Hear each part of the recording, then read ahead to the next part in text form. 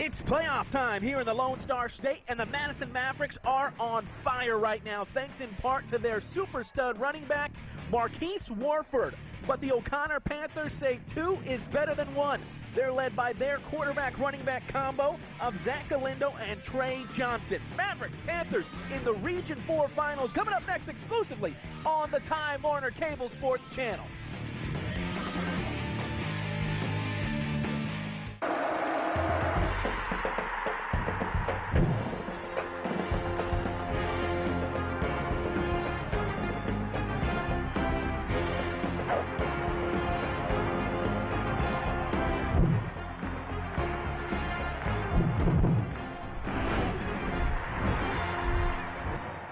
Welcome, everyone, to the Alamodome, where the skies are always clear and the temperature is always 72 degrees. How are you doing?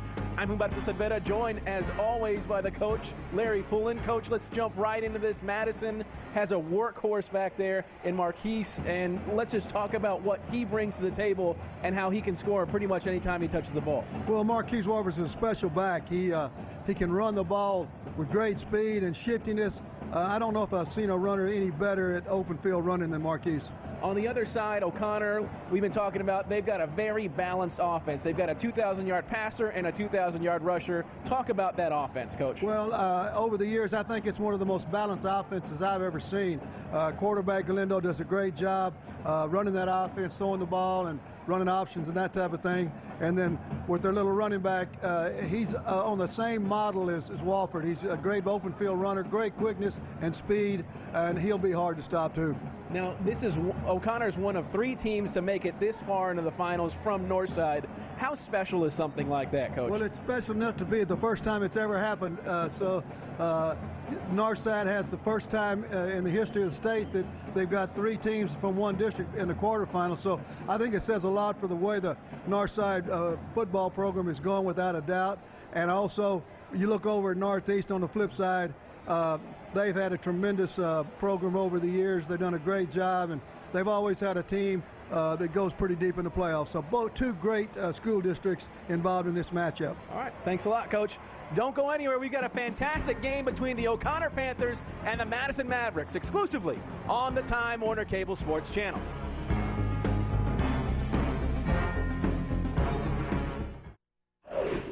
You're watching Time Warner Cable. Enjoy better. If you're a Time Warner Cable customer, one of the reasons you signed up for a cable bundle is because it's convenient. Well, so is My Services. Click on My Services at TimeWarnerCable.com. Check out TV listings, program your DVR online, even send your voicemail or your email. It costs nothing, and it saves time. My name is Mark, and I am Time Warner Cable.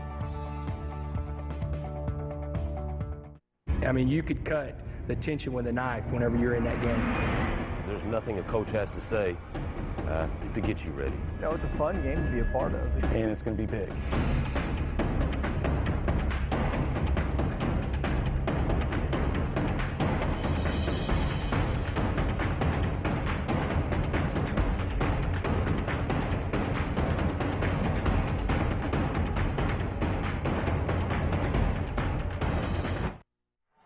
Welcome back, everyone, to the Alamodome. The O'Connor Panthers taking on the Madison Mavericks here in the Class 5A Division I state quarterfinal, and it's going to be a fun one tonight, or I guess this afternoon. I'm used to night games. It's a noon game. It's going to be a fun one here this afternoon. Madison and O'Connor taking on each other. Just, Coach, talk about the differing styles that we have here, and really brought on by someone you know pretty well there at O'Connor, Coach David Molesky. Well, David's a great coach, and he comes from a great coaching family. His dad, Gary Molesky, a longtime coach. But they have a really balanced offense. They throw the ball well. They a lot of play-action passes off of that because their running game is so balanced along with their passing game. So they'll create some problems, but they're up against a very formidable opponent in Madison. And then on the other side, like you said, you've got a very formidable opponent, Coach Jim Streety. What does he bring to the table with all of his experience, Coach? Well, there's another guy that I never coached with him, but grew up with him. Smiley and Nixon down there. We had some battles, and he's a great friend and a great human being. And he has had great programs everywhere he's been during his whole coaching tenure. Just a great man, great coach.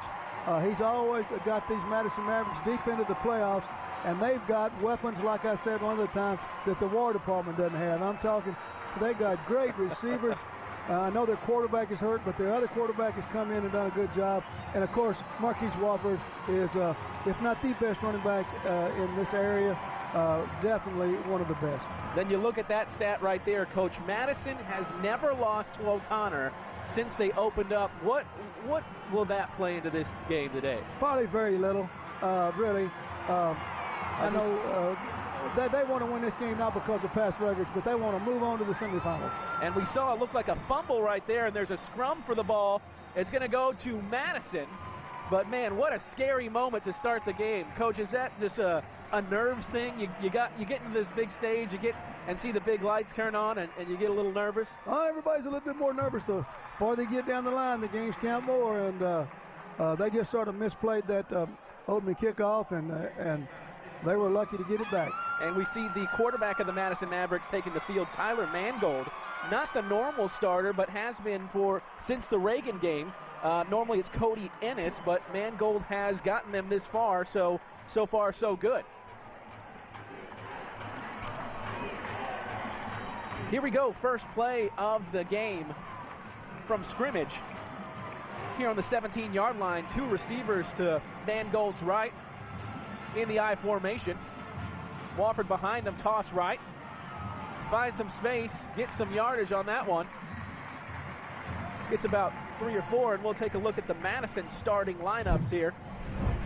As you see, George Roberts there at tackle, Kervin Brown, Devin Workman, Daniel Ortega, and Jordan Coates on the offensive line.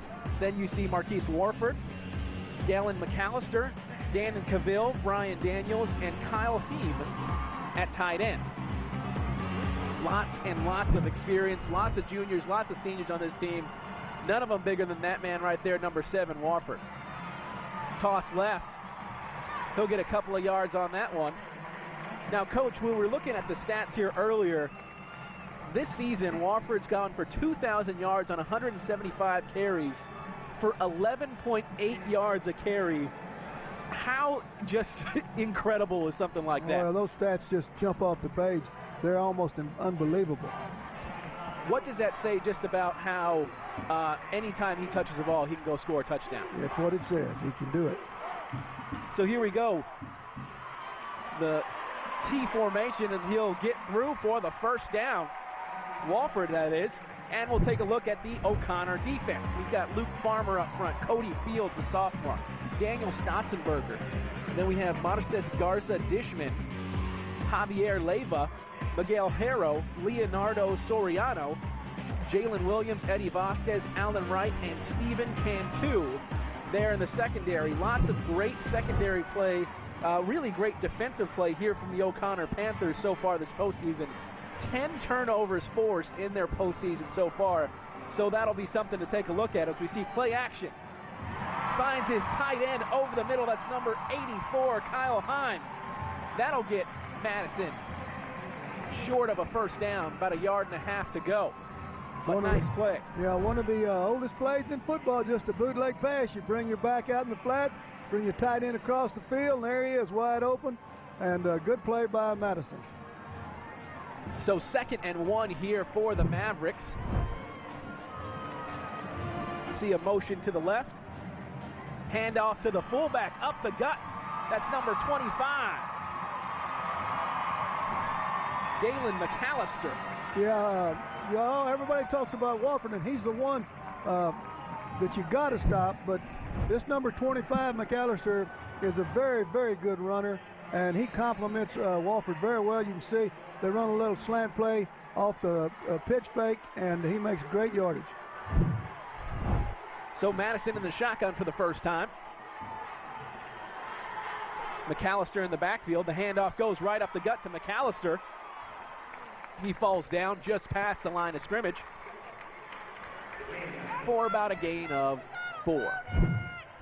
Take another look at that. Yeah, they get in the gun and run a little sort of a trap in there to give him the ball, and he falls down. Now, you can't get up there if you go down, son. You got to stay down. Maybe in a couple years if he makes it to that top level. Not in this league. So 2nd and 7 here for Madison.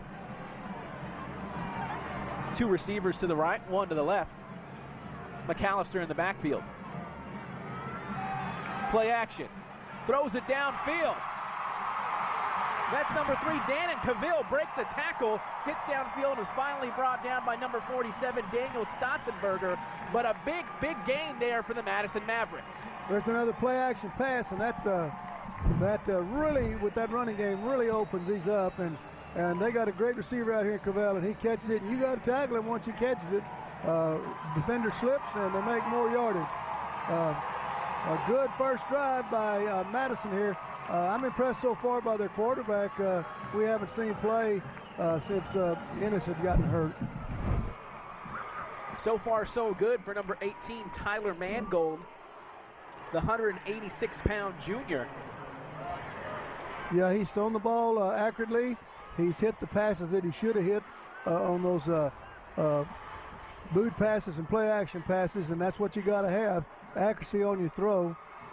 Very impressive drive right now by Madison. And there you see number 15, that's Cody Ennis, the guy that was normally starting all season long. He had a nice season, throwing for over 1,200 yards and 14 touchdowns. How tough is that, Coach, to lose someone like that in the middle of your season and have to deal with that in the playoffs? Well, I think it's a tough situation when you lose your quarterback. But, you know, that shows they have good depth. And they've done a great job of coaching this young man and having him ready to go. So that's what you've got to do. You're only one play away from losing your starting quarterback. You got to be ready. So here we go after the Madison timeout. Turns, throws it outside to number 4, Byron Daniels. He gets downfield. Flag on the play right there. Well, they may got a face mask on it, I'm not sure. But this is what's so strong for the passing game for Madison is they've got Cavill, who just caught that pass over here, and then you come up and have to go against Wells. Whoop, no, it is a hold. So that hold's going to go on the offense. As we have our ref mic'd up. On the offense, 10 yards from the spot of the foul, remains first down.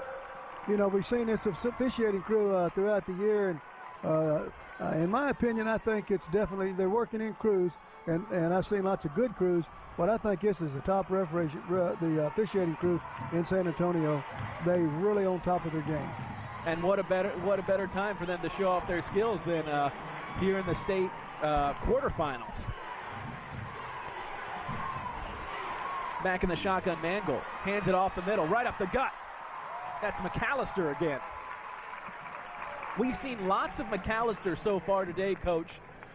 Just talk about what you think Streety's doing by giving it to not the superstar back right now, but handing it off to one of the other studs on his offense in McAllister. Well, as you can see, he doesn't lose a whole lot by giving it to McAllister, but when they do that, they use Wofford, put him out wide, and he takes a lot of, you got to look over him, so it opens up the inside. So there's Wofford back at the tailback position in the eye. Turns, tosses to the left. Wofford makes a cut back to his right. Gets a bunch of yards right there. Looks like a pickup of about 7. Yeah, that's what Jim can do. Jim Streety can do. He can move those real good players around and cause your defense a lot of problems.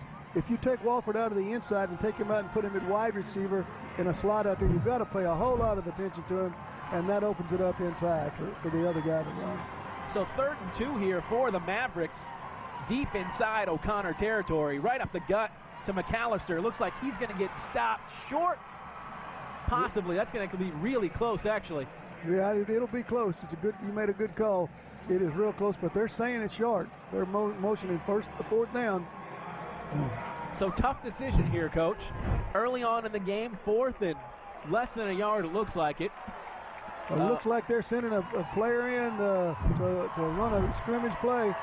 And there's Coach Molesky trying to get a defensive call and a stop. So here we go. The first big momentum changer of the game is going to happen right now. 4th and 1 for Madison from the 10-yard line. Right up the gut to McAllister. He gets the first down and some. Big-time play there for the Madison Mavericks. Yeah, big decision early on in the game, and Coach Trudy got a lot of confidence in his offensive line up front and the talented people they have behind him. Great block by the man on the end of the line there, drove that defensive man down inside, and he ran it out beside him. Well, you look at it and you say, tough decision by Streety and the right call, but he's won over 300 games. So, you know, you think about that, and he's made that call, I'm sure, a lot of times. That's not too tough for him. Toss to the outside. Wofford gets stopped after gaining a few yards on that play. Good sportsmanship right there. You saw that, number 30 here, knocking Wofford to the ground.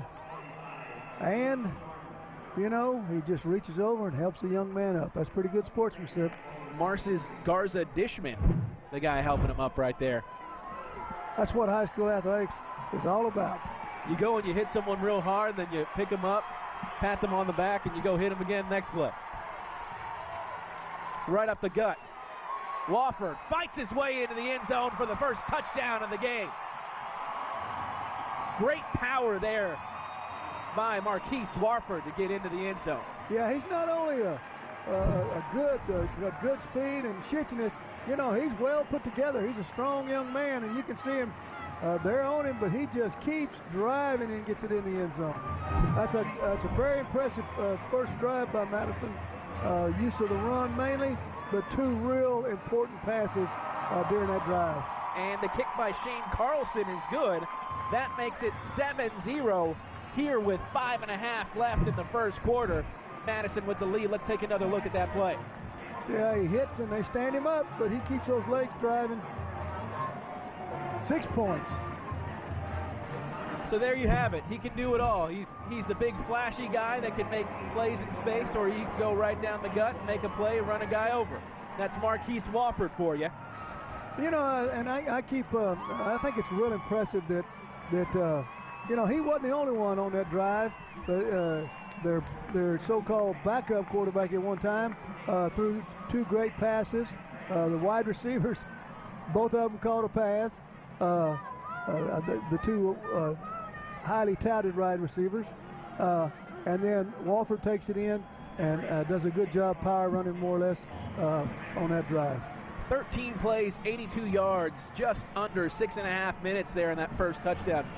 Is that the kind of drive, Coach, that if you're an opposing coach, you get a little worried about what we got to do to stop them? Because you saw a good run, you saw a good pass, and like you said, about everybody, all skill players touch the ball on that drive. Yeah, but there's nothing for David to get too excited about over, because he's seen it in film after film. They've done this all year long, and they just create so many problems and stretch your defense in so many different ways that you've really got to be on your game to stop these guys. Not to say that didn't give him a whole lot of heartache right there. I can't imagine. So here we go, the kickoff from Carlson. That'll go out of bounds. And O'Connor will take over here. Yeah, they're going to get pretty good field position with that ball going out of bounds. I imagine they'll take it on the penalty. So we take a look at the starting quarterback for the O'Connor Panthers, the junior, Zach Galindo. Zach has had a very good season so far this year. Over 2,000 yards passing, 25 touchdowns to go with only 5 interceptions. Coach, how important is that for your quarterback to... Receiving team extra taken on the 30-yard line. First down. So O'Connor taking on the 30-yard line. How important is it to have a quarterback that's going to take care of the ball like that? Well, you got to have a guy that can put his hands on that steering wheel and drive your team around, and that's what this guy can do. You know, he was hurt the first game of the year and didn't get to play, and Smithson Valley really roughed him up. But in the rematch, this young man played a great ball game. He's got to play great today and stay away from mistakes for them to have a chance. So here we see O'Connor's first play from scrimmage. Galindo in the shotgun. Sends Johnson to his left. Drops back. Looks at Johnson. Avoids pressure. And he'll get stopped behind the line by number 45. The big man, Ryan Vistuba. And we'll take a look here now at the O'Connor starting lineup. Zach Lederman, Balin Brown, Landon Lieber, Andrew Muniz, Marcos Benavides, Trey Johnson, Billy Kraft, Nate Williams, Alonzo Roscoe and Clay Lansdale. As we see a play from scrimmage right there, that's a little end around to number 80, Roscoe. He'll get downfield and get a first down. Nice play. They ran this last week against Smithson Valley to a real good extent. But I want you to see this on the replay. If we have it, I don't know. But the best block of the play, watch this. Watch the little running back, number 5. He just doesn't run. He blocks. Look at that block that sprung him for the first down. Great job. Great athlete. So that's Trey Johnson there, their big-time running back. Not only taking the ball, but making plays. And we see a big-time hit there from number 12, Avery Williams for the Madison Mavericks to stop Johnson behind the line of scrimmage. And we take a look here at the Madison Mavericks defense. Cody West, Vincent Taylor, who had 2 sacks last weekend. Ryan Vistuba, who had a sack just a couple seconds ago. C.J. Reese, Naham Oliveris, McKinn, and Meno right there. Then in the secondary, we have Lavelle, Dominique Daniels, Avery Williams, and Latrell Sledge. Right up the gut, that's Johnson. Makes a cut, fights forward, gets some good yardage off of that play, and he looks like he'll be sitting right around midfield. That's a little draw play to Trey Johnson, and it opened up early, but then Madison closed it pretty quick. But he shows some pretty strong running here. He gets hit in that pile and keeps driving. He's little, but he's strong for his size too. 2 good matchups of running backs. He's a shifty running back, one of those water bug type guys. I see those are always the toughest guys to see that get lost behind the line and find all those creases. So 3rd and 4 here for the O'Connor Panthers. Galindo in the shotgun, drops back, fires it downfield, got a man. Can't come down with it. Great play there by number 24, Latrell Sledge. It looked like he did get a hand on it, didn't it? That ball was perfectly thrown and looked like the receiver had a step on the defensive back, but we'll see here at the end. Right there, he throws it down there, and it's right on the target. And see that hand, that right hand, come in there and knock that ball away, grab the arms and everything. Good play defensively. Great play by Sledge to end that drive for the O'Connor Panthers. When they really looked like they had something cooking, Sledge reached up there and knocked it away. And they're going to go for the fake here, right up the gut. He's got some space. That's number 25, Luke Farmer, up the sideline. Got 2 guys a beat, and a big drop out of bounds inside the 10-yard line. What a big call there from the O'Connor Panthers. No better time to run it. This is when it counts. It's all or nothing this game. Just take that thing, and I will tell you, it opens up like the Red Sea. He's running and going. This young man did a great job at the pep rally the other night, speaking on O'Connor's behalf. That's Luke Farmer, normally a linebacker. I'm sure he relishes the chance anytime he gets to touch the ball, and what a huge call there by Coach David Molesky. Yes, it was. So we've seen 2 very big calls on 4th down by both coaches. The first one led to a touchdown. Let's see what this one leads to. Right up the gut. Galindo holds on to that one. He'll get stopped behind the line. And one thing that Madison defense has is a lot of nasty. That's Vincent Taylor and number 43, Josh Meno, leading the charge on that one. Yeah, they've got some real talent on the defense's front. And it's going to be hard to punch this thing in. Just keeping it on the ground, in my opinion. They're just really strong. So in the shotgun, Galindo, Johnson lined up behind him. Motion, rolls to his left. Into the end zone, finds a man wide open. That's number 4, Nate Phillips, for the touchdown. And O'Connor answers back. What a great drive. That wasn't what a key 4th down play that was a while ago to help them get it in there. You can see it, just a little flood pass. He sprints it out and had a mix-up in coverage or something, because they got 2 guys wide open, and they could have hit either one of them. Nate Phillips with the touchdown, the junior, making a big play. And O'Connor will have a chance to tie it here. Dylan Westall with the extra point. That's good. And we are all tied up here at 7. As we take another look here at the touchdown play. Just a sprint out, not any play action. but for some reason or another, Madison's secondary got mixed up on who's covering who, and turned Phillips wide open in the end zone. Like I say, you can see 80.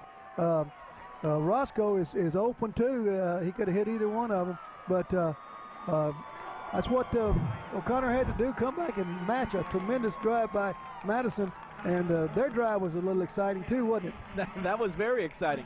So, Coach, on both sides, we saw a fourth down conversion happen. For each defense, what does that kind of mean when you feel like you have someone stop and then they continue the drive? What is that? How are you going to feel as a defense going forward from here? Well, you might get your dog down, but you can't afford to. Here's right here is the fake. I mean, and it just opened wide open up the middle, and he just does a good job of running it, making sure he gets a first down first of all. But gee, that was there from the get-go, and then he did a good job running it down.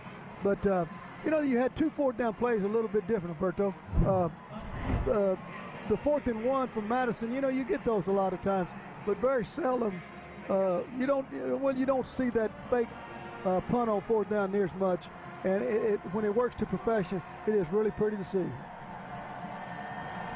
So 8 plays, 70 yards, 307, and then you see it finished off with the Phillips 7-yard touchdown.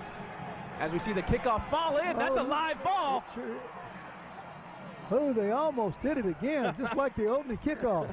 Number 22, Kevin Giles is the one that comes up with it. But, man, they have had some very interesting kickoff returns here so far. Take another look at that. When you have a kickoff like that that's short, you have got to come up and field it or fair catch it, because it'll work just like a wedge in a golf ball.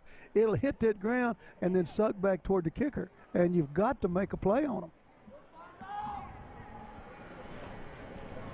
And just talk about just how important special teams play and making things go correctly is right now in a big game like this, Coach. Well, anytime you have big games, whether they're in district or in the playoffs, the old saying is you gotta press up the specialty.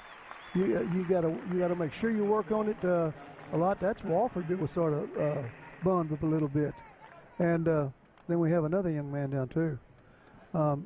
But you really got to press up on the kicking game, because that is, the offense, defense, and specialty teams, and that's a third of the game. So you need to be able to be good in all those. And the teams that are good, they all have good kicking games and good. They do good in coverage and they do good in kicking, and those type of things. We got a young man down, but they're bringing him up. And that's number 25. Ooh, that's the other back. That's McAllister, Galen McAllister, who looks like he's going to isn't able to put a lot of weight down on both of his legs. So he just it looks like he's a little shaky. Just doesn't look like his knees or ankles. Just look like he's a little shaky. We're going to take a look right there, and then you get a lot of contact, and he goes way up in the air and then comes down. So could have been a handful of things. It looks like he got a lot of contact in on that. Yeah, we won't speculate, but he's still a little shaky coming off. Hopefully he'll recover and be in good shape. But they retain that ball. That's a big deal for him too. So a tough break here as we see McAllister go off the field. He was one guy that they leaned on that first drive to make a lot of things happen on the ground. And I haven't looked back out there. I can't see in the huddle. Wofford was one of the guys that was shaking up. And is he out there? It looks like Wofford is not out there right now. Neither one of them are there right now. So the top 2 backs out of the game. Looks like they've got number 8 back there for Madison. Right up the gut, that's number 6, actually, Dominique Daniels, who's a defensive back normally, stepping back there at running back. And there's that young man who just made that play on the 4th down run, Luke Farmer. Watch him get through there and make a play from the backside. See him there, 25? Nice play. Chasing it down from the backside. Great play defensively. So we saw Wofford just check back in right now.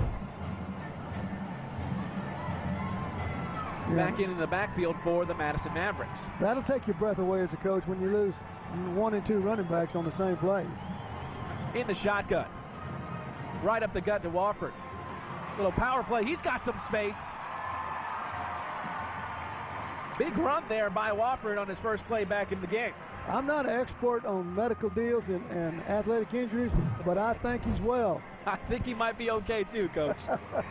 Right up the good block by big number 60 for Madison. That's a good block by Daniel Ortega, the right guard.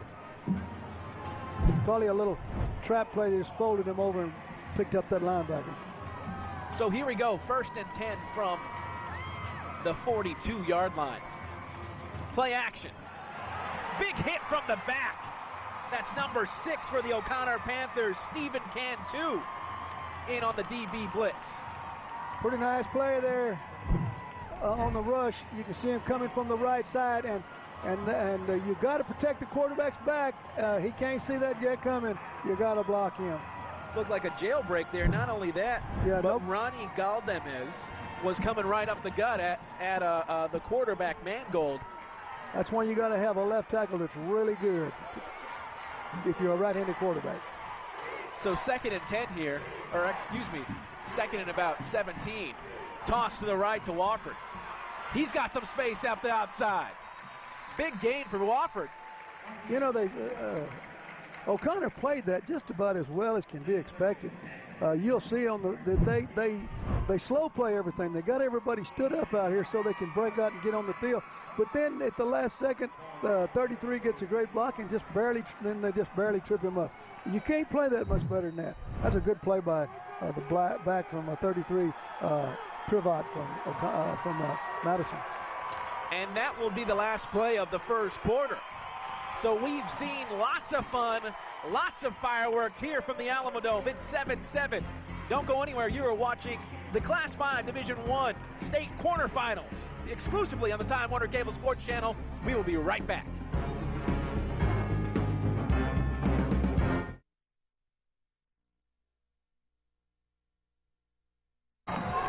Welcome back, everybody.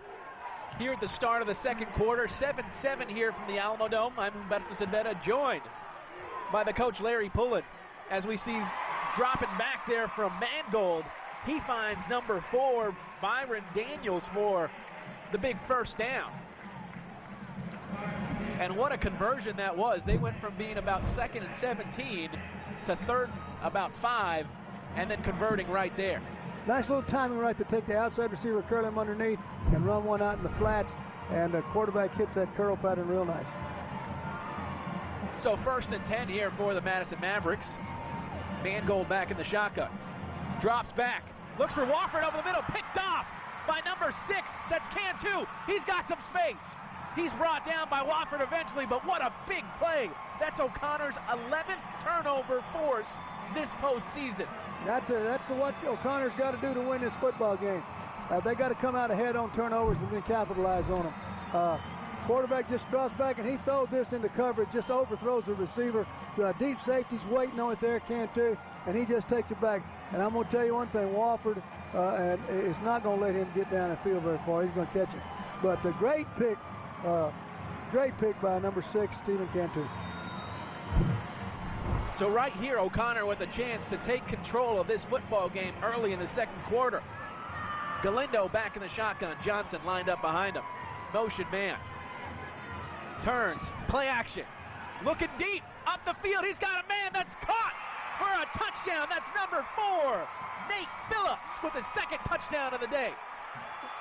That's what makes O'Connor such a good football team. The fact that they can do all this. They can throw it and they can run it. And you've got to rely on those play fakes. Look at this good play fake. Boom. And then he drops back, and the receiver, Phillips, just outruns the coverage, a perfect throw, and takes it in the end zone.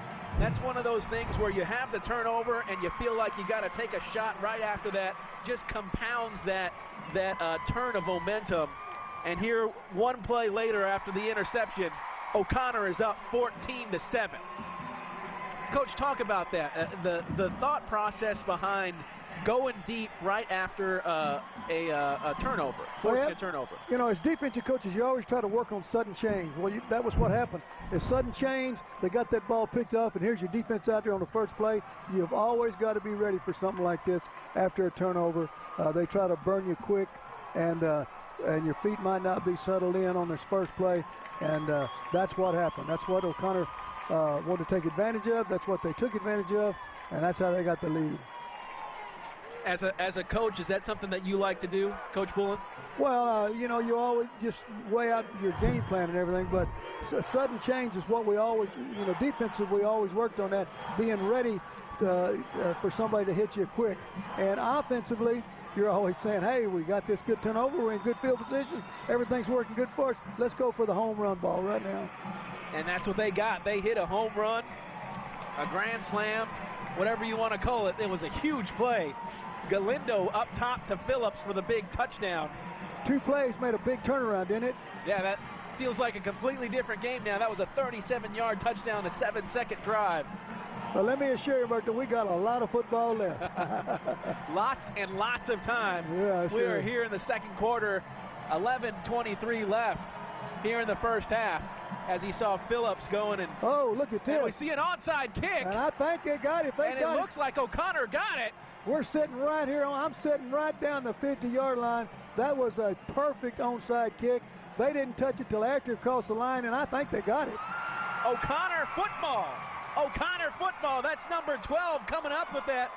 Jonathan McIntyre, the sophomore backup quarterback.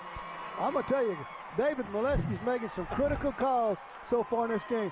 Who would have ever thought that they would have onside kick after that play? Look at it right there. They don't touch it till it gets to the 49.5-yard line, and they get it back. What a gutsy call. 2 of them so far by David Molesky. What a beautifully set up play, too. You saw the 2 blockers coming and lead blocking for number 10, McIntyre, to go, and also the kicker was there, Westall.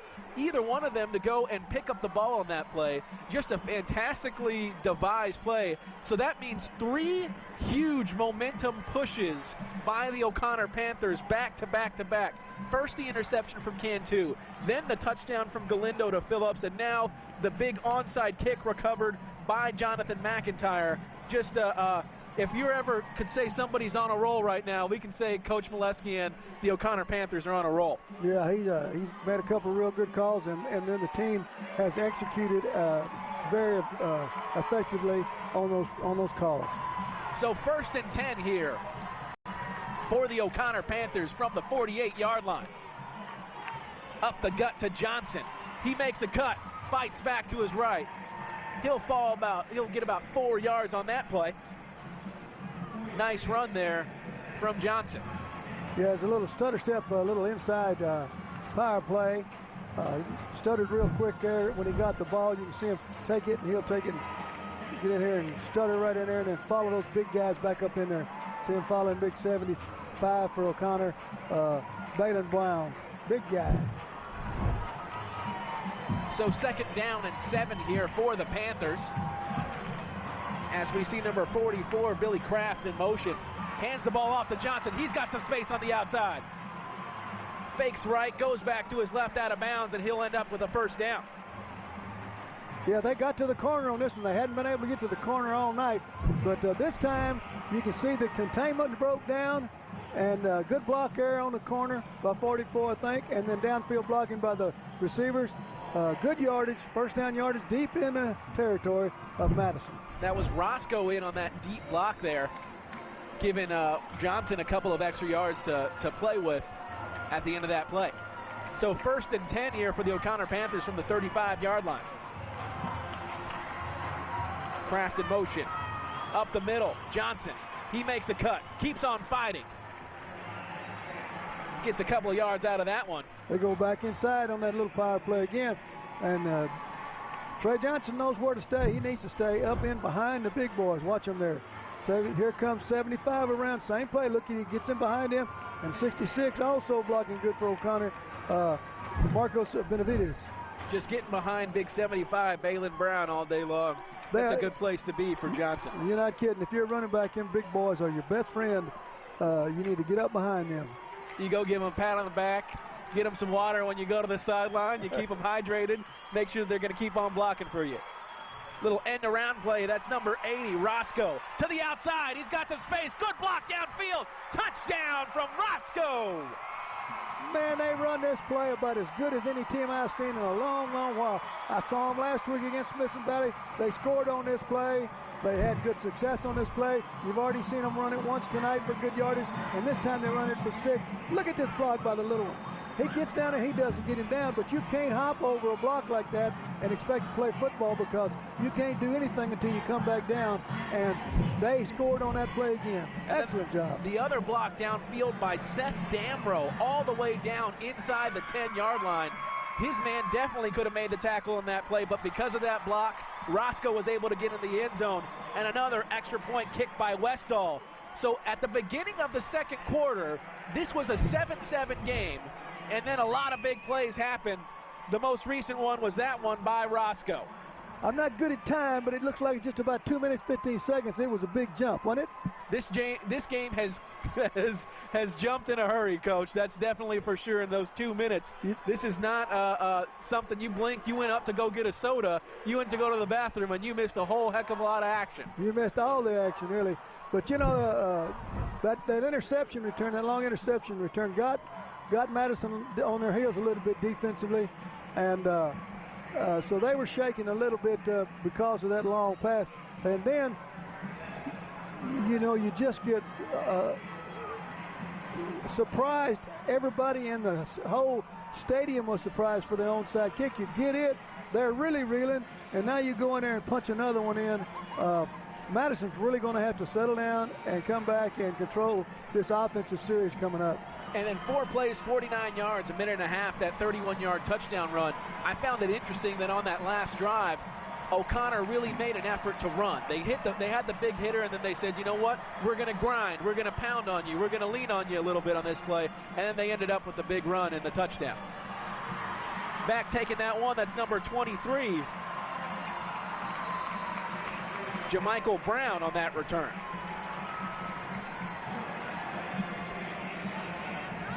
He'll get up to about the 35. Well, I'm glad to say I see number 25, McAllister, going back in the huddle for Madison. That is good to see. McAllister is back on the field. He had some time to go and rest and come back on, shake that off. It'll be interesting to see how they use him. We see Wofford down at the bottom of your screen as a wideout. McAllister in the backfield. Mangold in the shotgun. Turns and throws that to number 4, Byron Daniels. He's got some space.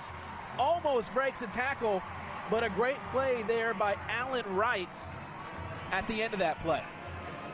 Yeah, real quick bubble screen type out there to the right. Good throw by the quarterback, takes it, and then good block out by Cavell on the outside also. And those two receivers out there, you pair them up, and it's really tough to cover them. When you got a 200-pound receiver blocking on the outside, that's always a good thing for those little bubble screens. Toss to the left. That's Wofford. Breaks a tackle, gets up the field. That's a first down and some for the Madison Mavericks. Great run by Wofford, but I want to show you a great defensive play by this number 25 again. If you can see, I don't know if you can see him. He misses the tackle. See, he gets cut down. Look at him get back up immediately and get a piece of that tackle. That is a good defensive football play. That's the difference between a touchdown and a 10-yard game right there. So we see motion there from Cavill. Up the gut to McAllister. Farmer again in on that play. Madison's looking pretty good. They're flexing their muscles on this running game. This is that little slant to McAllister, and he makes good yardage in there. Good first down yardage. Farmer and Galdamez in on that tackle. So about 2nd and 5 here for the Madison Mavericks. As we see Mangold in the shotgun. McAllister deep, or Wofford deep, hands it off to Wofford. He's got some space, throwing that stiff arm. And then eventually brought down. But not after gaining a first down. It's a pretty simple play, just hand it off to him. with a little trap play back behind him. He decides to go outside the containment and makes good yardage here. Good stiff arm. Good use of that offhand. O'Connor, the second charge timeout. At the very end, you saw Jalen Williams trying to go strip that ball from behind. And we'll have a timeout there. Let's take another look at this play. You see outside, you see Ortega there on pull and guard. And Wofford uses that, but then Jalen Williams reaches his hand in and he just wasn't able to reach out. You almost think if he's able to rip right there, we might have seen another turnover from the Madison Mavericks. You know, that's become real prevalent. You know, you see it in the pros all the time, and I think it filtered down from pro ball into college ball, now high school ball, where they teach that all the time. Where if the guy's wrapped up, the second guy comes in there and just rips hard at the ball, or even the first guy sometimes now, if he can, just tries to rip that ball out. So O'Connor used their second timeout of the half. They only have one left. As we see McAllister and Wofford in the I formation. Toss to the right. Wofford gets a block up the right side. He'll get a couple of yards out of that one. Looks like a gain of about 5 or 6. Then he also had that big number 33, Jalen Privet, leading the way. That's a pretty good friend right there. Blocks. Yeah, having a guy like him blocking. Just a toss play, but that's his signature play. Is just toss it to him and let it run. Any good eye back, that's probably their signature play. So far today, 10 carries, 70 yards for Wofford, only averaging 7 yards a carry. A far cry from his 11 that he's averaging on the season. Fake the reverse there. Wofford freezes the guy. Farmer in on that play to bring him down, along with number 61 of the O'Connor Panthers, Leonardo Soriano. Defensive, this Farmer's, his motor is running fast right now. He's in on about every play. Fake that little reverse. That holds your linebackers in pursuit, but they stop him short of the yard to gain. It looked like Garza Dishman would have been in there on that play had they handed that ball off. It would have been interesting to see what Cavill could have done with a little bit of space on the outside. I formation, 2 receivers to the right. Up the middle to McAllister. He's got some space. Breaks a tackle on a spin move. He's up the left side, inside the 10-yard line. Finally brought down by Jalen Williams. We got a flag down, though, back at the line of scrimmage. And it's going to be holding against the Madison Mavericks. Referee saying he grabbed him, taking it back 10 yards. Killer of a penalty here for the Mavs. We'll see if we can see it in a second. Here's the official call. By the offense. 10 yards from the previous spot. Replay, 3rd down. Tough play. Let's take a look at it. It might be that one just on the right of your screen there. You can see probably hooked him a little bit. He hooked him a little bit right in front of the official. That's the one place that you can't get away from. Can't get away with it. 3rd and 11 here. Mavs in the shotgun. 2 receivers to the right. Wofford in the backfield. Mangold. Pump fakes. Getting flushed out of the pocket. He's got some space on the right. He'll get hit hard by number 30, Garza Dishman. He put a lick on him, but the quarterback did a good job getting that thing down there. Mangold took it down there and gets fairly close. Well, I say fairly close, probably around 5 yards from the first down. And it's a 4th down play. There's a good lick. You can see him breaking out. Look at the speed that young man 30 comes through there. Eddie Vasquez also in on that play, along with Garza Dishman. 4th and 5 here for Madison, and they're going to be going for it. We've already had 2 of them, haven't we? They're in that no man's land where it's a tough kick for your kicker, but it's too short to not go for it. So here we go. Under center. Play action. Looking to the left. Got someone downfield. Overthrown. And that's going to be a turnover on downs for the O'Connor Panthers. He was looking for number 7, Wofford, on that one. Yeah, he was looking for him play action. Yeah, off the play action swing route out to the outside. And he had him overthrown. I thought number 1 here for Williams for O'Connor was going to pick this off, and that would be a no-no because you're going to get that ball back here at the line of scrimmage on 4th down anyway. But it was overthrown everybody, and O'Connor takes over. What a great stop for O'Connor here. A great defensive play. There were 2 guys on it. It was number 1, Williams, and then your guy, Coach, number 25, Farmer, was out there in coverage also on Wofford. So here come the Panthers, right up the gut. That's number 44, Kraft, Billy Kraft, touching the ball for the first time this afternoon, and he'll get about 6 or 7 on that play. He's the O'Connor power runner, and makes good yardage here. O'Connor really seems to be fired up in all phases of their game right now. Look at that blocking by those guys up in there. The big center and the right guard. You see number 70, Andrew Muniz, with the pancake right there. That was Lieber at center, and the right guard is Muniz. Did a good job. So power running is what O'Connor was doing right there. As we see Trey Johnson back in the backfield, and we see that fake the end around up the gut to Galindo. He gets some big yards out of that, and that'll be an O'Connor first down. That's a good play, a matching play to the reverse. You can see they fake this thing they scored on a while ago, and Galindo keeps it up underneath there. And now that they had success on that reverse, that little quarterback keeper is opening up. You'll see some quarterback keepers. I'm sure some play action passes out of that. Once Mandora's box is open, anything can happen at this point. Got some good companion plays. Out of the shotgun, Galindo drops back. Up the middle, great throw and catch to number 4, Nate Phillips.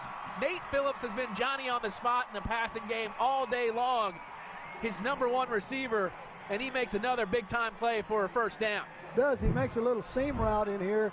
Good throw on a good route, but this young man, Phillips, is doing a great job. Shows really good hands, and he caught the big pass over the shoulder, but now he makes a good, tough pass down low.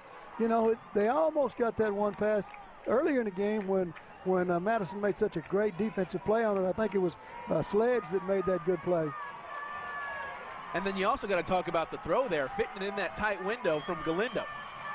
Up the gut, Johnson runs into a wall, breaks a tackle off a spin move. He keeps on fighting. He turned about a 2-yard gain into about an 8-yard gain off of that. What a great run from Johnson. I couldn't have said it better myself. That's exactly what he did. He had about 2 yards, and then he came in there and jumped back to the side, comes back in. Watch this little spin move. Berto called it. Woo! And then makes that 8 yards. Unbelievable. That's what makes him so strong for a little guy. He can do all that stuff.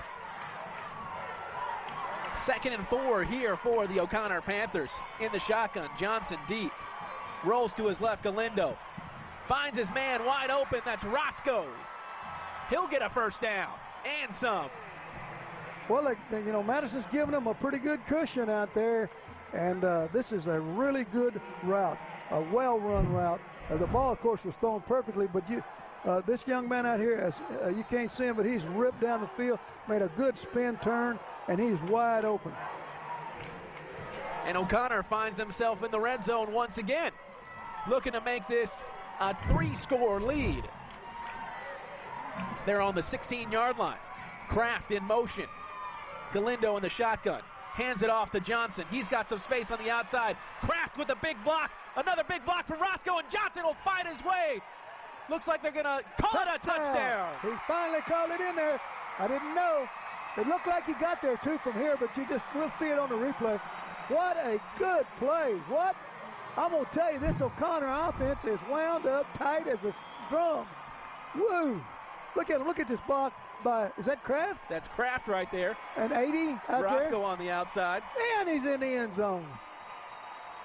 What a play. What a turn of events, Berto. So at the start of this quarter, 7-7. Now we got 2.5 minutes to go. And with the extra point pending here, we'll wait for it. Don't want to jinx anybody. 28-27, a 3-score lead. That's just hard to believe that this quarter has turned like this. And you can just see from up here, in my mind's eye, and feeling it, how excited and how fired up and how enthusiastic the O'Connor whole team is, but the offense especially. you got to give the defense credit too. Everybody's about as excited as old Farmer. It's a catching deal, isn't it? That momentum, enthusiasm is, and gee whiz.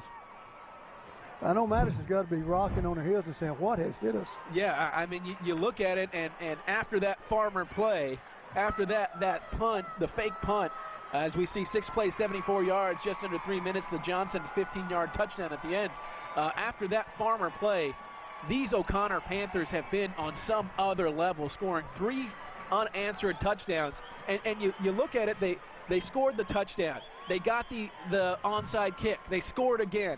And then the defense came out, stopped Madison on a big-time 4th down conversion, and they went back and scored again. So you look at it, every single facet of the O'Connor Panthers team has stepped up and made at least one big play so far. And that's exactly right. It's a team effort, and you hit it exactly right. Every phase of their game is hitting on all cylinders right now.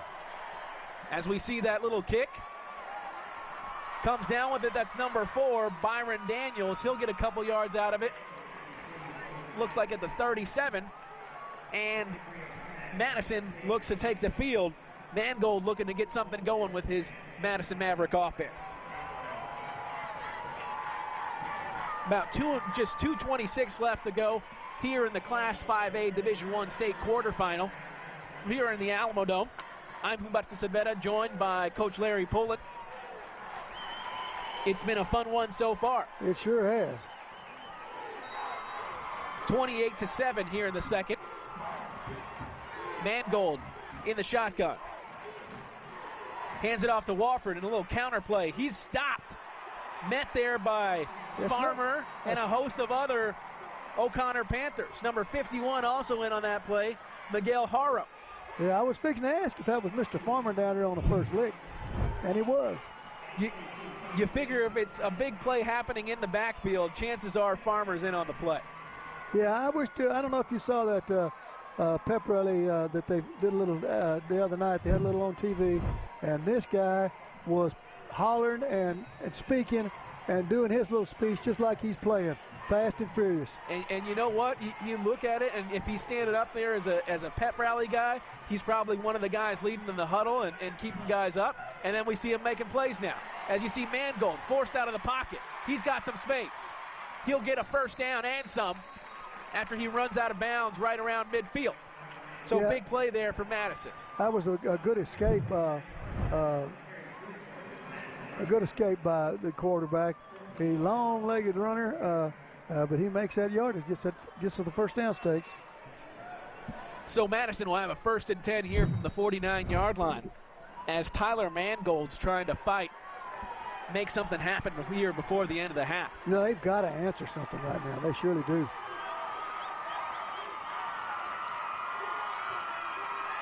In the shotgun, McAllister back deep. Pump fakes. Looking for somebody. Finds number 7, Wofford, on that play. Short of a first down. This play here, does it prove to you that Wofford is a complete player? I mean, you see him get up and go. He runs a nice crisp route in the out route on the backside.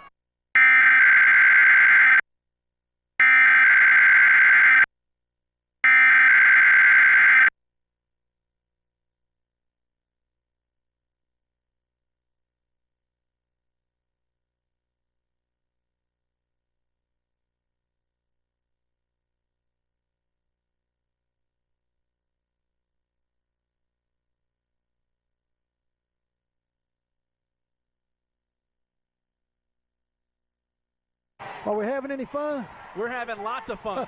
Lots and lots of fun. And, you know, you look at it, and we've got Coach Molesky there on the sideline.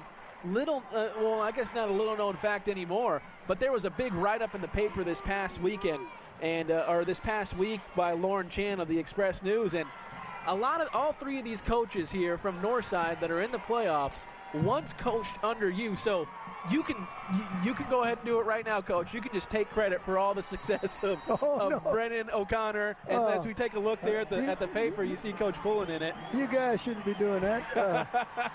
I tell you, they're great coaches, great young men. As we see a pump fake there, right over the middle. That's number 4 on that play, Byron Daniels. He's got a big block by Warford up the sideline. That's going to be a touchdown, and that might have been the turn of momentum that the Madison Mavericks needed. We said they had to answer, and man, what an answer it was. Great play by the quarterback to find him in the first place. Great catch over the middle, and then he took it to the house, but not without a tremendous block on the outside after. Watch this play. Quarterback looking around, finds him right in the middle. Now watch this block. Watch this block. Boom, right there. By who? Wofford.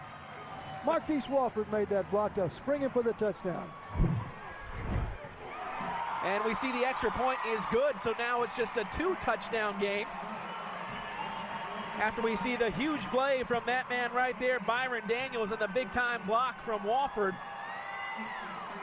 Well, that was what a stunner that was. It was a quick strike. He got him over the middle and wide open, and then comes back here. Look at Marquise come all the way back in and gets that guy right on the shoulder. A good block. Head was in front. A clean block.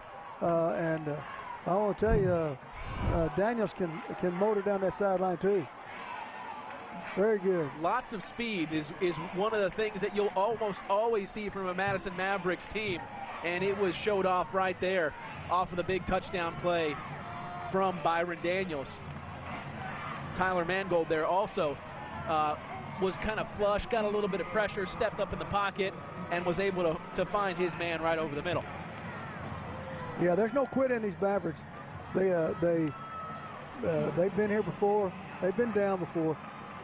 And they got the talent to bring it back and the coaching to bring it back. So I look for this thing to stay tight the whole way. Madison desperately needed that score to really have something going for them where Coach Streety could go into the huddle or into the locker room and say, look, we can do this.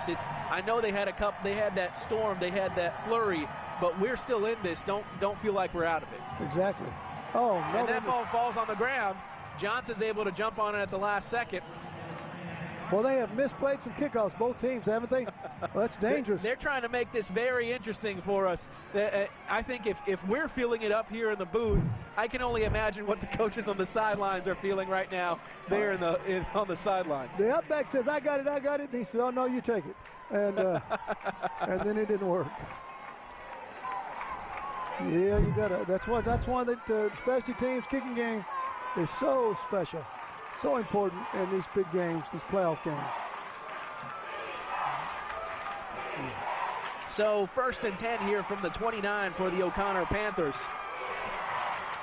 Shotgun, motion, little draw play up the middle. Johnson has some space.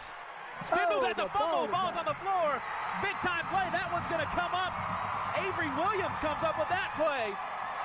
And Madison has a chance to cut this to a 1-score game.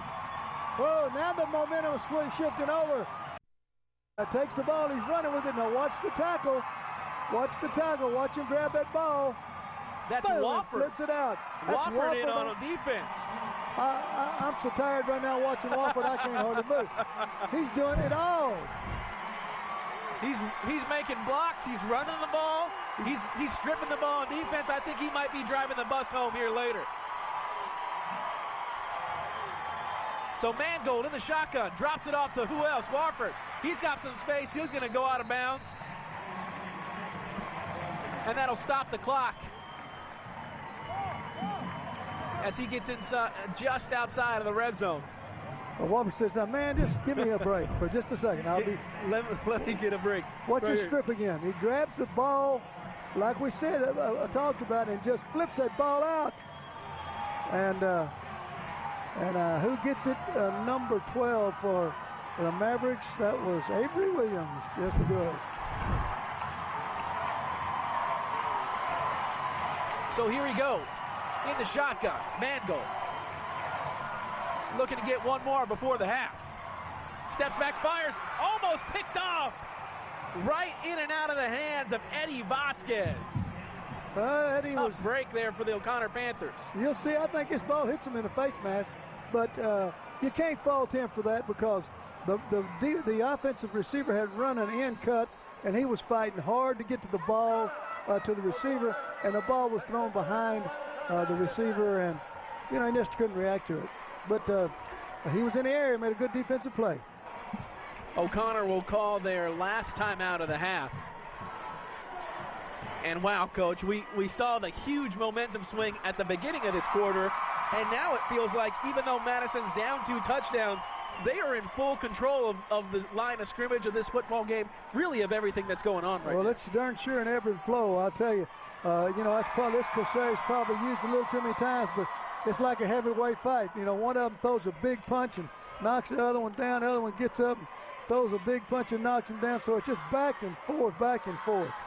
And it's back and forth, excellent football. As we see Coach Streety, who, like we said, has won over 300 games, coached in nearly 500. He's seen this a time or two. On the other side, Coach Molesky, this is his first time being here as a head coach this deep in the season. And they're having a tough time. Here in the second and in the second quarter, we got a reverse to Wofford, and he'll find his way into the end zone. Touchdown! That's one reason you put Wofford outside wide. You always get the threat of him coming back around on that reverse, and you saw it work to perfection. O'Connor ran their reverse with number 80,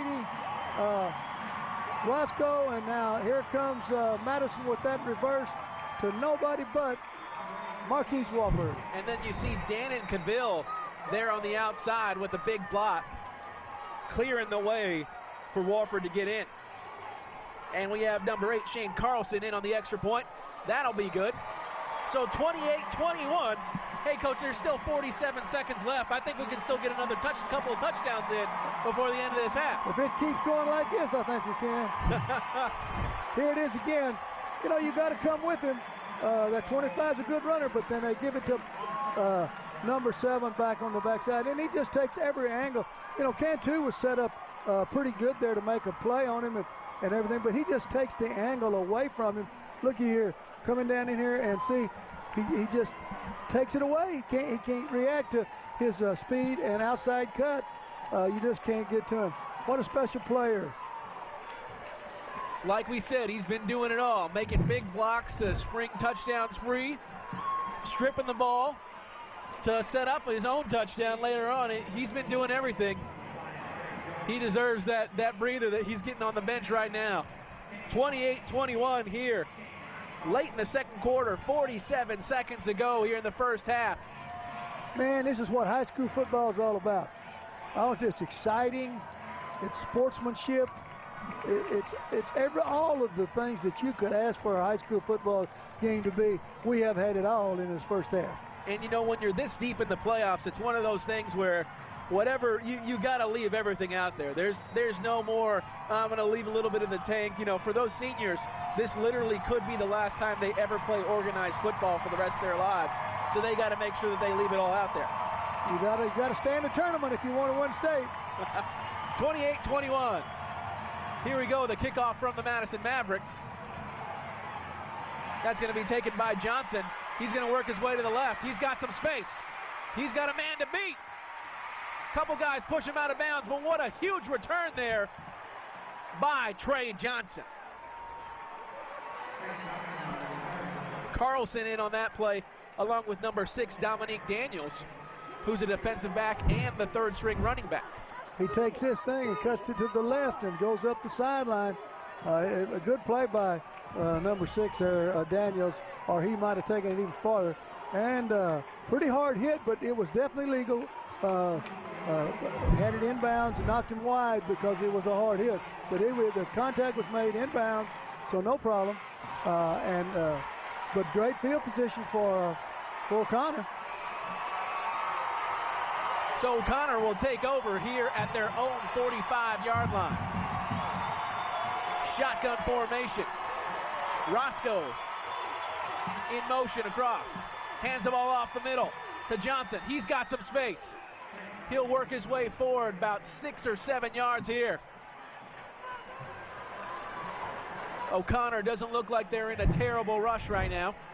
Well, they're in a controlled situation. They got they don't want to do anything crazy right now and cost anything, but they may go here in a second and go to the end zone right before half.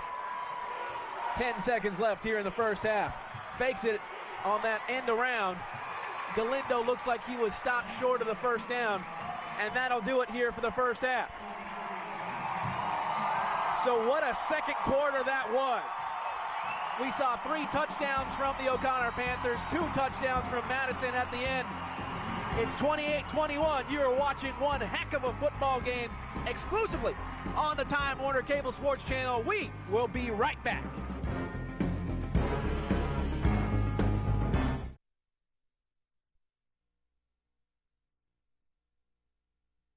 Time is just ending. We had some huge plays to talk about in the first half. Let's get the highlights started. Get your popcorn ready because there are a lot of them. First off, let's talk about Warford. Right up the gut, fighting, scrapping, fighting his way into the end zone. That made it 7-0. But then the fake punt, and our man Farmer, who's making all kinds of plays, got him down into the red zone. And a few plays later, Phillips with the touchdown catch, 7-7. We are all tied up. Then the second quarter happened, and there was the big Cantu pick right here, which would end up setting up the huge Phillips touchdown from Galindo. That made it 14-7. Then right after that, we had the onside kick from the O'Connor Panthers. Coach is very excited about that. Then Roscoe on the end around. He's going to get in for a touchdown after the huge block down the sideline. Then we see Trey Johnson fighting, scrapping, spinning, getting into the end zone right there. But Madison would come back. You see Cavill there with the big block from Warford. He's going to find his way into the end zone, and that's going to make it another big play. And then we see Johnson coming up the outside, spinning, stripped by Warford. They're going to come up with another turnover. Then we're going to see right here the flip back to Warford, getting a big block downfield, getting a stiff arm, getting to the end zone. And that's where we sit right now, 28-21. Here at the start of the third quarter. Let's take a look at the halftime stats. 28-21 as we sit 8 first downs for O'Connor. They're actually losing the first down battle. 110 rush yards, 198 total yards. Losing the total yards, but that's because they've been working with a lot of short fields so far. Then you look at the time of possession, it looks like that's in favor of Madison, but once again, because O'Connor was able to have the short field, working with that short field and lots less plays, that's going to skew that time of possession. But Coach, what are you looking to see here from the second half? First of all, Murto, you got to take a breath. That's too many highlights. I need a drink of water or two. Yeah. Let's take a look at some of the stats here. 4 of 5 for Galindo, 2 touchdowns. That's pretty good. 8 attempts, 52 yards for Trey Johnson. And then you got two rushes for 40 yards and 2 touchdowns for Roscoe. Mangold's had a good game so far. Warford right under 100 yards. Then you see Byron Daniels with 64 yards and a touchdown. As here we go.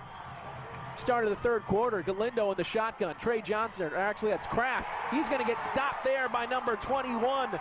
That's Daniel Yancey getting into the backfield, creating all kinds of havoc. Boy, that's a good defensive play by Yancey there. One thing you didn't mention on all your stats and everything, there's a bulletin out that Marquise Walford was seen selling popcorn and soda water out in the breezeway at halftime. He's done everything else. Just make sure that he doesn't get here into the booth, because I bet you he's better than us doing that too. I don't doubt that a bit. 2nd and 12 here for the O'Connor Panthers.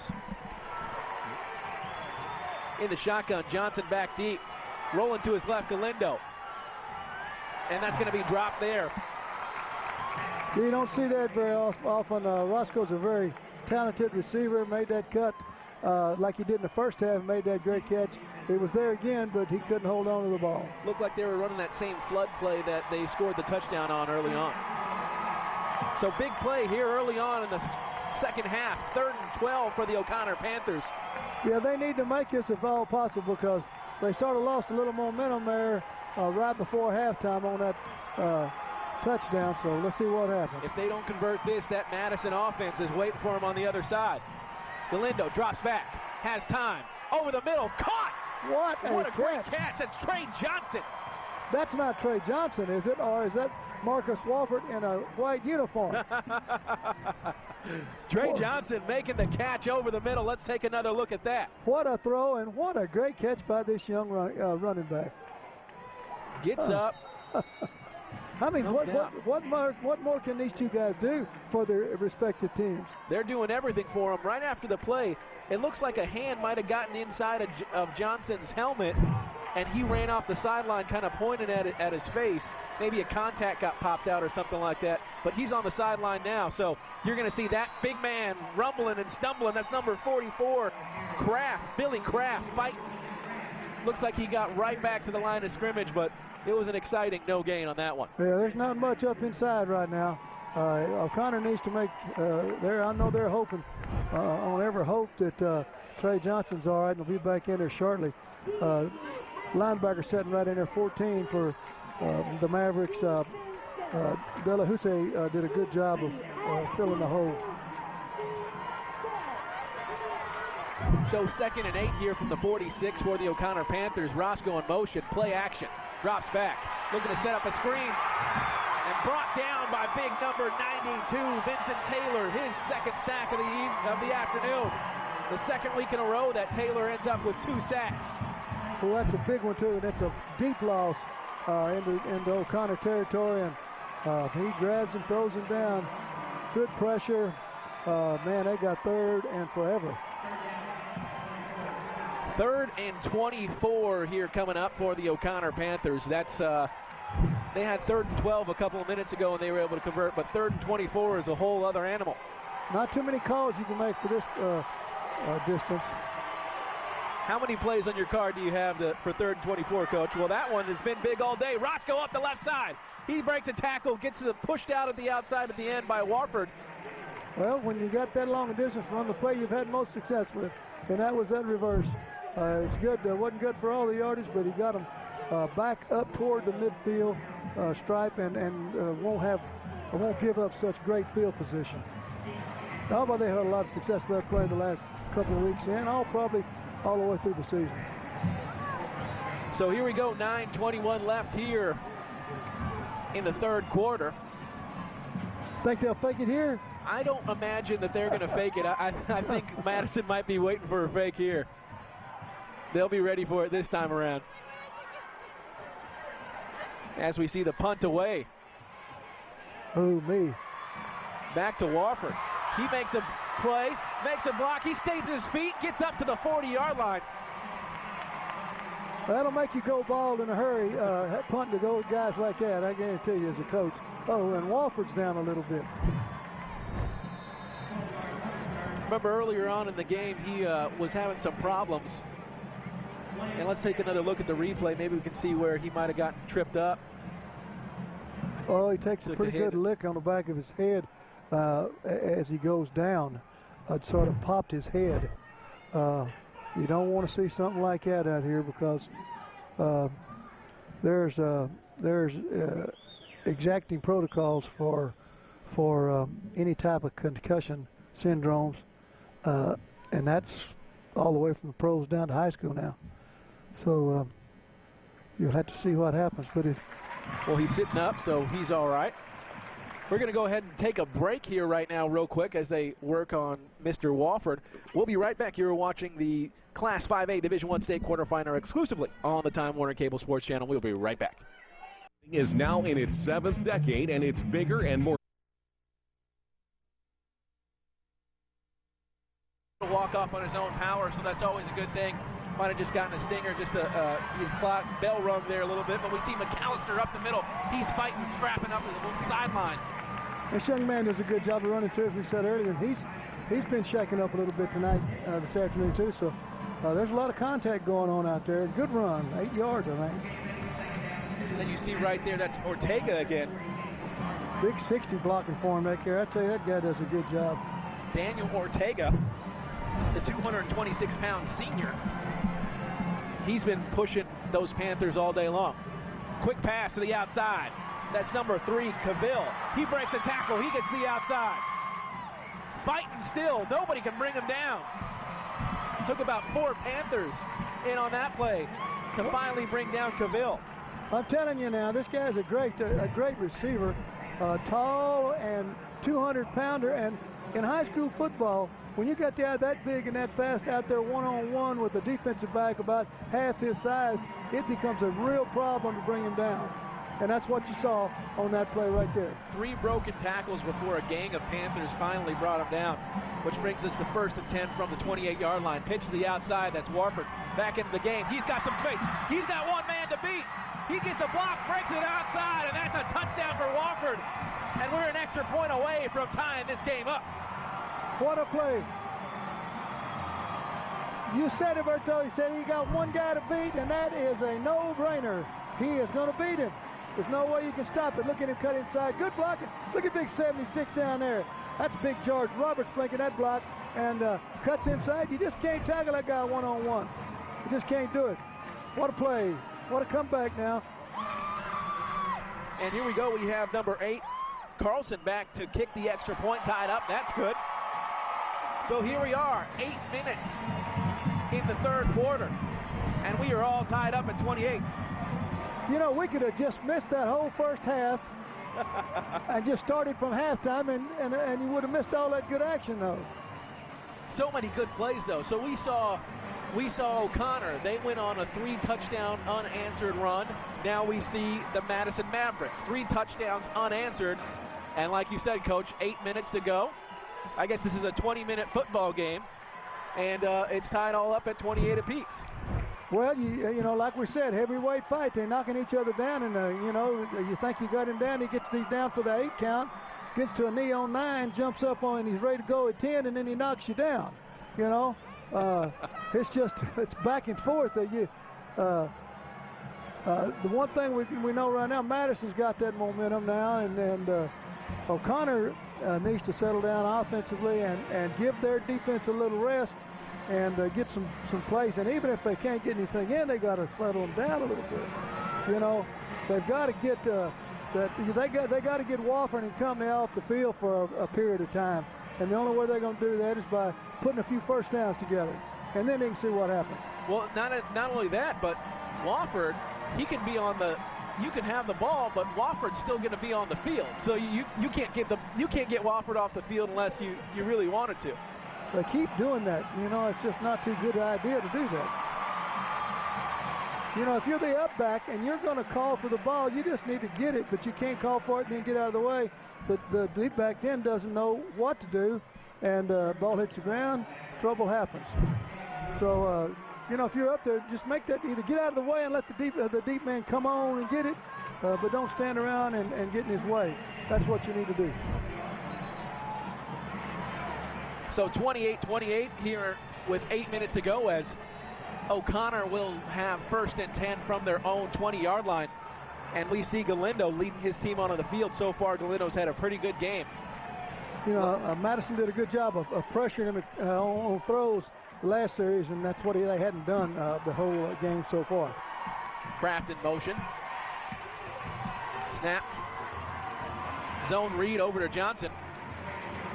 He'll get about 4 yards off of that one. So now that you feel that the momentum is there with Madison, if you're there on that O'Connor sideline, Coach, and you're Coach Molesky, what are you trying to get done here on this drive? Well, you want to control the ball, I mean, and make sure you play it safe with the ball. Don't lose it. And then just get to that first down stage. Let's get us one first down. Just one, and see what happens after that. So you see Roscoe, the motion man there. Johnson back deep, roll out to the right. Galindo firing this one. It looks like it's incomplete, almost picked off, though. Great effort there by number 24, the Madison Mavericks, Latrell Sledge, who made a play earlier in the game. Exactly, it's a second good play. They're just not quite getting him open. Pressured straight at him with 55, Derek Machen, and then the great effort for the interception. Big third down play. 3rd and 6. O'Connor looking to convert one more time. Yeah, they got to put their finger in the dike somewhere or another. Stop the bleeding. Kraft in motion. Johnson back deep. Drop back, pressure. Galindo steps up, fires, has a man open. That's Kraft. If he kept his feet, he had a good 40 yards ahead of him of green grass. Yeah, but first things first. He caught it. He caught the ball. First down for O'Connor. I want to tell you, what a great play by Galindo. Look at the pressure this young man has. Look at him. He could run for it possibly, but look at the throw, and he catches the guy wide open. What a great catch by Kraft to get him out of that hole and get him some light in the end of the tunnel. Vincent Taylor was the one that put the most pressure there on Galindo to make him step up, and Galindo was able to make a great throw and a great catch there by Billy Kraft. Kraft, one of the juniors here on this O'Connor team. Up the middle to Johnson. He'll spin and get about 2 yards off of that one.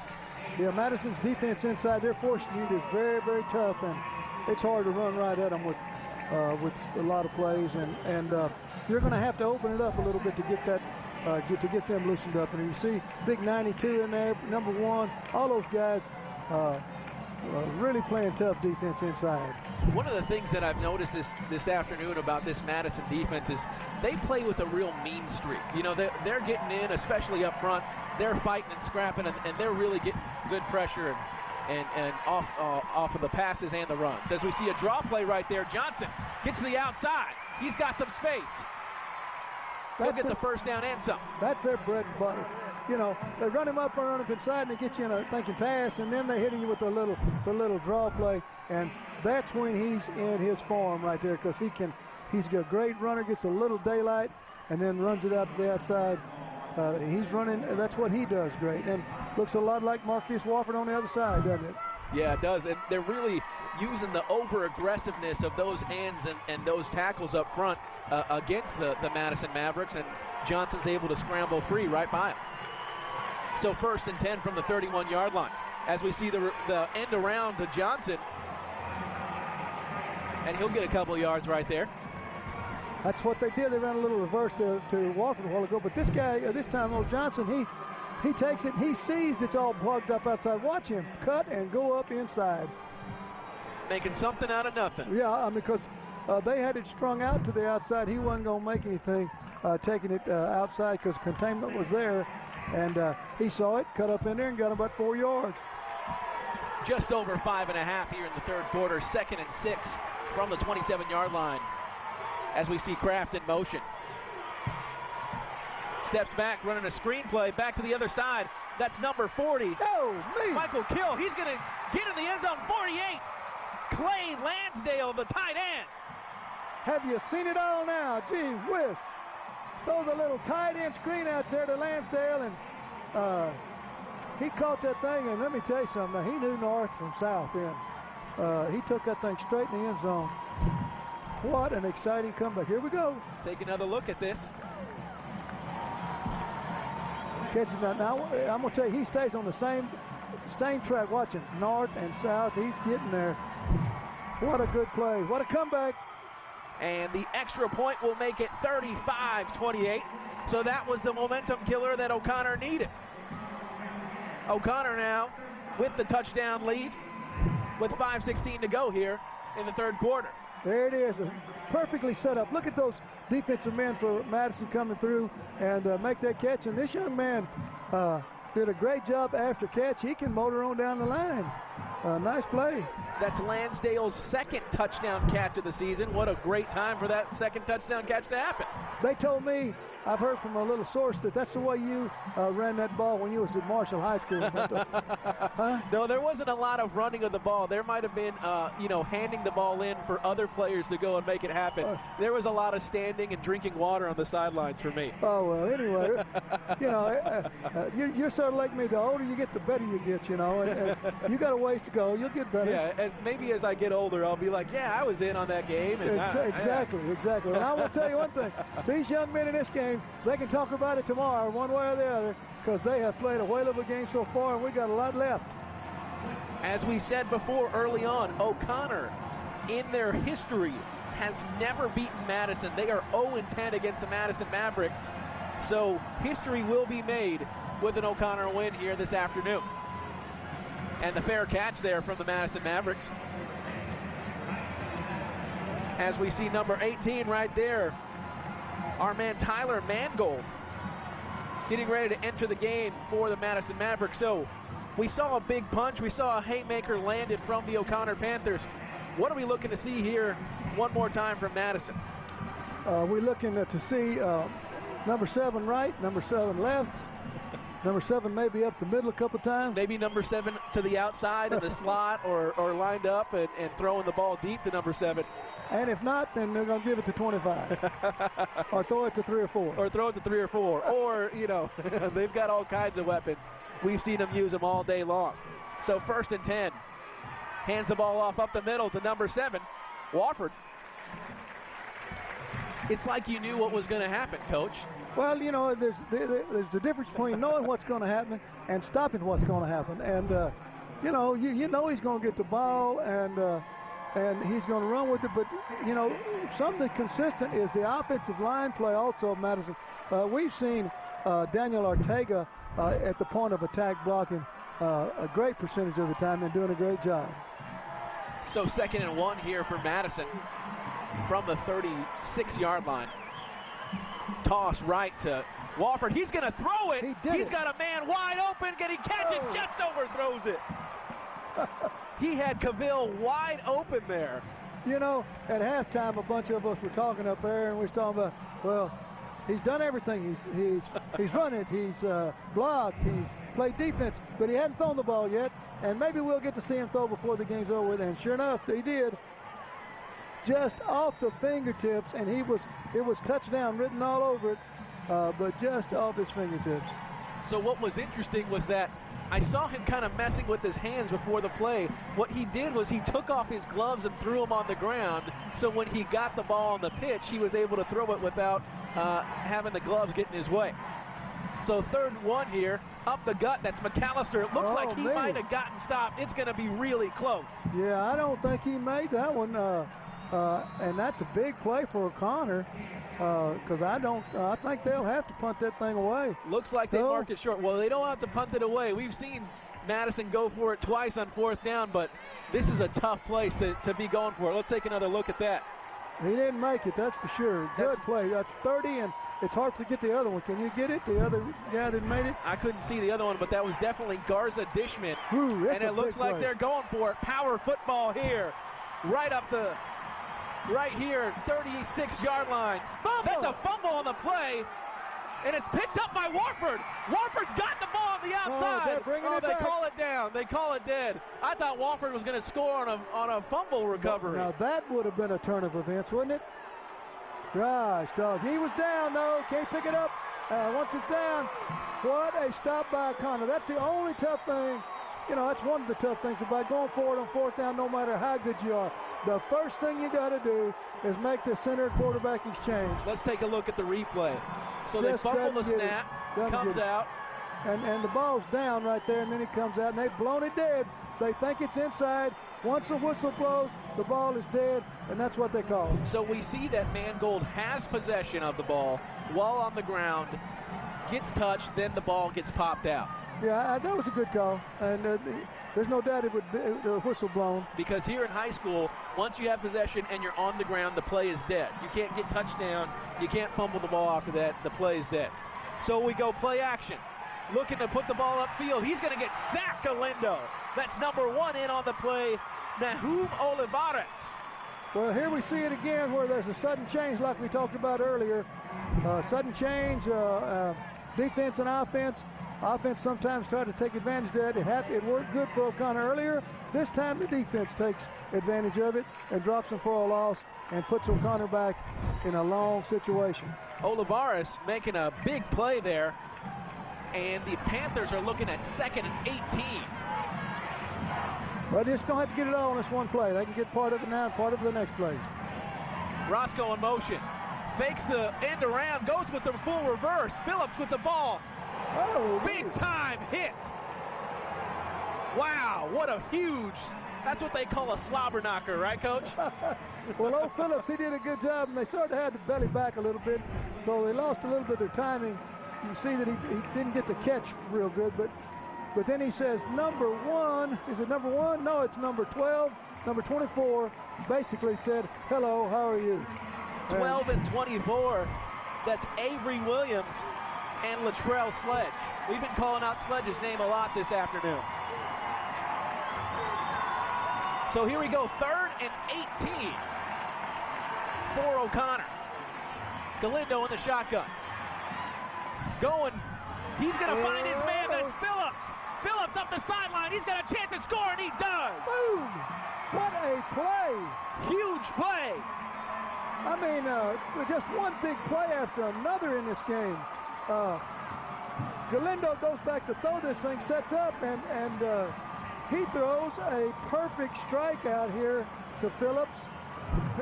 It's almost over the ear hole of the helmet of the defensive back. Right there. Look at it. Mexican, watch him pin his hand down. Stays in bounds. Down that sideline. Hitting those stripes and into the end zone. Lay it down for 6.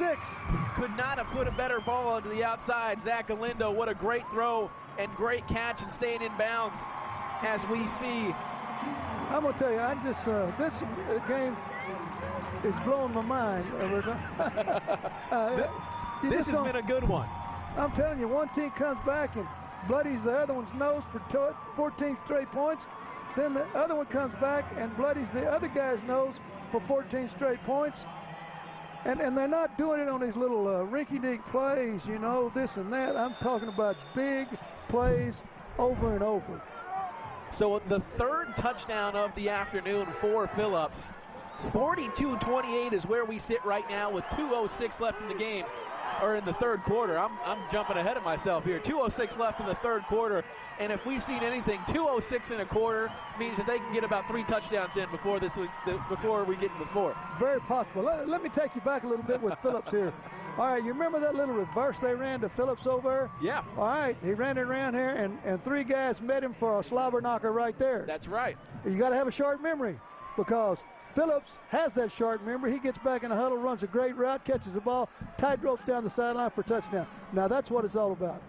He's the one that's laughing now. He got a big hit on him just a couple minutes ago, and then he ended up with a big-time touchdown. He got the last laugh. What a good play. And then you look at the stats from Galindo. 8 completions, 198 yards, and 4 touchdowns. So half of the time that there's a catch, he throws a touchdown.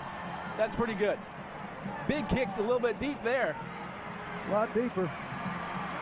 That's number 3, Cavill with the ball. He's got some space, and he's going to get brought down by number 10, Darren Jasso, or Hasso, could be a soft J. Number 10 for O'Connor. We'd love to tell you who he is, but he's not on our roster. Is he? Yeah, number 10, Darren Jasso or Hasso. They gave you a better roster than me. You know what? I think they might like me more. They gave me a better roster, Coach. I want to have to talk to our producer, Jose. He's giving me a roster without a number 10. So here we go, 1st and 10 for the Madison Mavericks from the 23-yard line. As you see some of the Mavs fans getting a little bit restless, looking for a touchdown. They've got a couple of guys on that team that can give them that on any snap. Mangold to Warford. Out to the outside, off tackle. He'll get about 9 yards on that play. That's how he gets that 11-yard rushing average. We got a flag down? Surely do. Flag on the play. Looks like it's in that spot where it could be holding. There it is. Do we see it? It is on 47 or 60. Yeah. Sometimes you just grab a little too much cloth or a little too much hook. But anyway, that'll negate that good run. The offense. 10-yard penalty from the previous spot. Replay, 1st down. So that'll take it back to the 17-yard line. Now it just gives Warford the chance for an 83-yard touchdown. Yeah, just a lot of times that's what they say. That penalty yard just adds to his stats. Yeah. So $1:40 here to go in the 3rd quarter. 42-28 O'Connor over Madison in this Class 5 Division A, or Class 5A Division 1 state quarterfinal. I'm Humberto Cervera, joined by Coach Larry Pullen. And you've been watching one of the most enjoyable games so far as Cavill makes the catch. He's brought down in a hurry by number 1, Jalen Williams. That's a fine play by Jalen Williams. You're out there by yourself on an island with a great receiver, and you bring him down. That's to your credit. And we've seen what Cavill can do one-on-one in open space. You sure have. Great tackle there by Williams.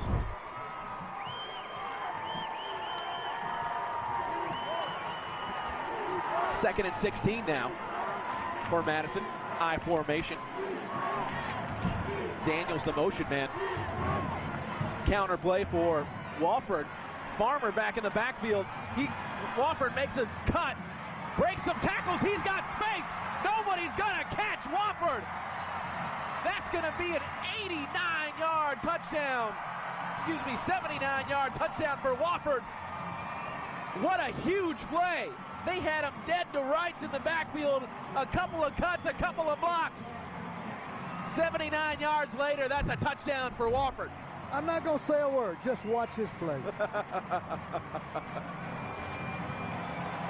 Breaks one tackle. Reverses field. Gets a block from the quarterback. Finds a seam. And it's all over after that. Man alive, it's just been, you know, sometimes those stars, they align and everything's in the right spot. And a game that's supposed to be a barn burner turns into a barn burner. Take another look. I mean, that's just unbelievable. And then he gets blocks along the way. His teammates are aware of what's going on. They know how he plays, so they're always ready to block and everything. But let me tell you something. 99% of this run is on number 7 and his ability to make the play. Just impressive. You know, it's not always the best thing to be speechless when you're doing this up in the booth, but you know, this has pretty much left us speechless. I tell you, what do you say? I mean, a picture's worth 1,000 words. Let's let the folks look at it because they can determine how good he was. 79-yard touchdown run, 2 plays, 77-yard touchdown drive, 1:26 seconds. And let me tell you something. To O'Connor's credit, they stopped that ball at the point of attack without a problem. Oh, what you got here? 17 carries, 213 yards, and 4 touchdowns for Marquise Wofford. Let me divide that out in my head. See how much that is. That's a lot of yards per carry. 213 divided by 17. I got my 12 and a half. 12 and a half yards. 12 and a half yards now. Got my calculator out of my phone. That's not right because that's over his average. He's not supposed to be getting over his average. So 12 and a half in the biggest game of his season. And we've got some space here. Phillips, big time run, got to the outside. He'll be brought down finally around the 41-yard line. But that's a big return. It's almost comical, I'm telling you. I mean, there's a big play after big play. Look at this. It's the same guy that ran down that sideline a while ago. This guy's got some talent, too.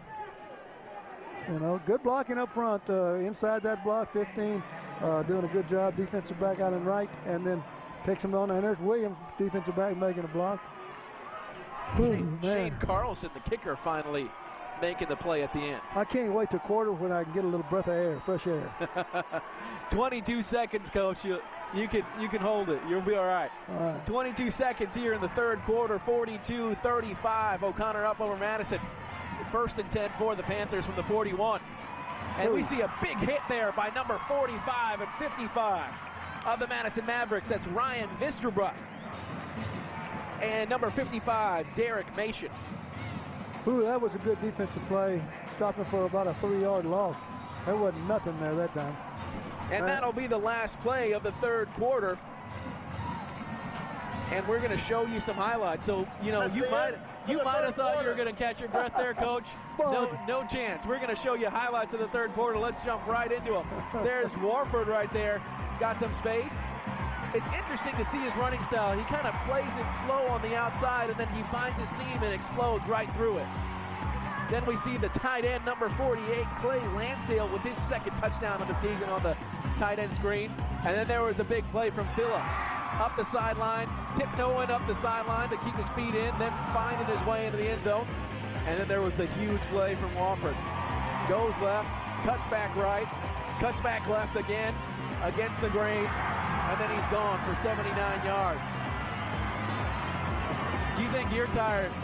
You think your throat and mouth's tired, Coach?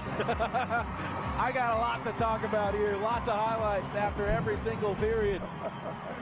And this is where we find ourselves, 42-35, the beginning of the fourth quarter. Galindo back in the shotgun, Johnson behind him. Galindo drops back. Going deep up to Phillips. He's got a step, but just a little bit over his head. I'll tell you, the offensive line for O'Connor did a great job that time because Madison brought pressure up the middle, and they didn't let it get through to Galindo. He had the opportunity to throw it down there and just overthrew the receiver Phillips this time. So we almost had another big play there. It didn't lag much. 3rd and 13 coming up here for the O'Connor Panthers. They're going to be working from their own 38-yard line. As I said, we are in the start of the fourth quarter. I'm Humberto Savetta, joined by Coach Larry Poulin. We are in the Alamodome for the Class 5A Division I state quarterfinal. Galindo in the shotgun, drops back. Screen play, can't find Johnson. But it looked like the Madison Mavericks had it all covered up anyways. Yeah, I think they had it covered pretty good. He just got a little quick trying to get it out there to him and just had an inaccurate pass. Is this, I don't know how many punts we've had in the ball game, but this is, if it's not the first, it's one of the first. I think this might be our second punt of the game, if I'm not mistaken. Yeah, I think, and I don't know if Madison punted at all. This might be the second punt, and O'Connor had both of them. I think, yeah, O'Connor's had both of them. Yeah. Madison has not lined up in a punt formation this afternoon. Better punt that thing. So a 3-and-out, a rare 3-and-out from the O'Connor Panthers this afternoon. As we see number 6 back to kick, Stephen Cantu. What happened there? Something happened down on the field, trying to figure out what's going on. I think they're calling illegal procedure or something. They're pointing downfield. So delay a game. Delay a game. Well, I will tell you, it looked to me like they got it off for the snap, because I was looking at it with 7 seconds left, thinking they might get delay, and it looked like they had plenty of time. But anyway, that's what they call, and that's what it is. So 42-35 here at the early set parts of the fourth quarter. Punt away from Cantu. And a great punt, takes a good O'Connor bounce. And it'll say that it bounced out at the 28-yard line before finally resting at about the 12-yard line. That's what you wanted. You wanted as long a punt as you could get and then let it go out of bounds so these great runners from Madison wouldn't have a chance to field it. As we see that young man, Marquise Warford, come onto the field, he's asking for a little bit of help from his crowd. Yeah, and I think he'll get it. Yeah, he's thrown it, he's run it, he's blocked it, he's caught it, and now he's cheerleading. So I don't know if there's anything he can't do. Well, he's a fine young man. I've heard him speak before. Streety talks very highly of him. 1st and 10 here from the 27-yard line. Wofford, sweep left. And he'll be brought down. First contact made by Cantu. That was a good play by Cantu. You don't usually get an individual tackle on Wofford. And then as the rest of the Panthers kind of jumped on at the end, you saw great sportsmanship there by Ronnie Galdamez, helping Wofford up, giving a little pat on the back.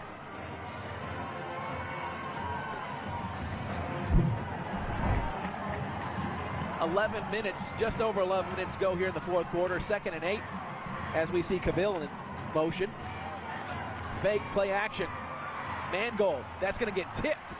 And that's 25 in on that play, Luke Farmer. That's a pep rally man right there. And we're going to take a look at his work this afternoon. That's number 25, Farmer, getting in on lots of plays, flying around. As you said earlier, Coach, he's one of those guys with a motor that doesn't turn off. I know it. He's got it running high speed, high RPMs all the time. And, Coach, that's one of those guys that you need to have a successful defense, isn't that right? That type of attitude's catching. So play action, looking over the top. That's Cavill. Mangold finds Cavill for a big-time first down as they get it down to the 47-yard line. Well, it was a good throw by that young quarterback there. Right over the middle. He threw a rifle shot in there. He dropped back. Oh, he wasn't ready for the snap, but he got it. And then he just ripped it in there. And Cavill one more time making a big play in the passing game. Good blocking back there by Madison to protect the quarterback. 1st and 10. They hand that one off. And what a big-time hit from the O'Connor Panthers. That looks like that was number 6 in on that play, Stephen Cantu. Yeah, he came in from a little corner blitz and take another look at it. Got in there, and he hit him right in the chin almost. That was McAllister. On the carry? On the carry. 30 might have been in there on that play a little bit too. And that's Dishman. At this stage of the game too, that's definitely one of those hits that you're going to feel for at least a couple of plays. So Mangold in the shotgun to Wofford. He's got some space on the outside. He's got a broken tackle, and he'll just step out of bounds at the 29-yard line.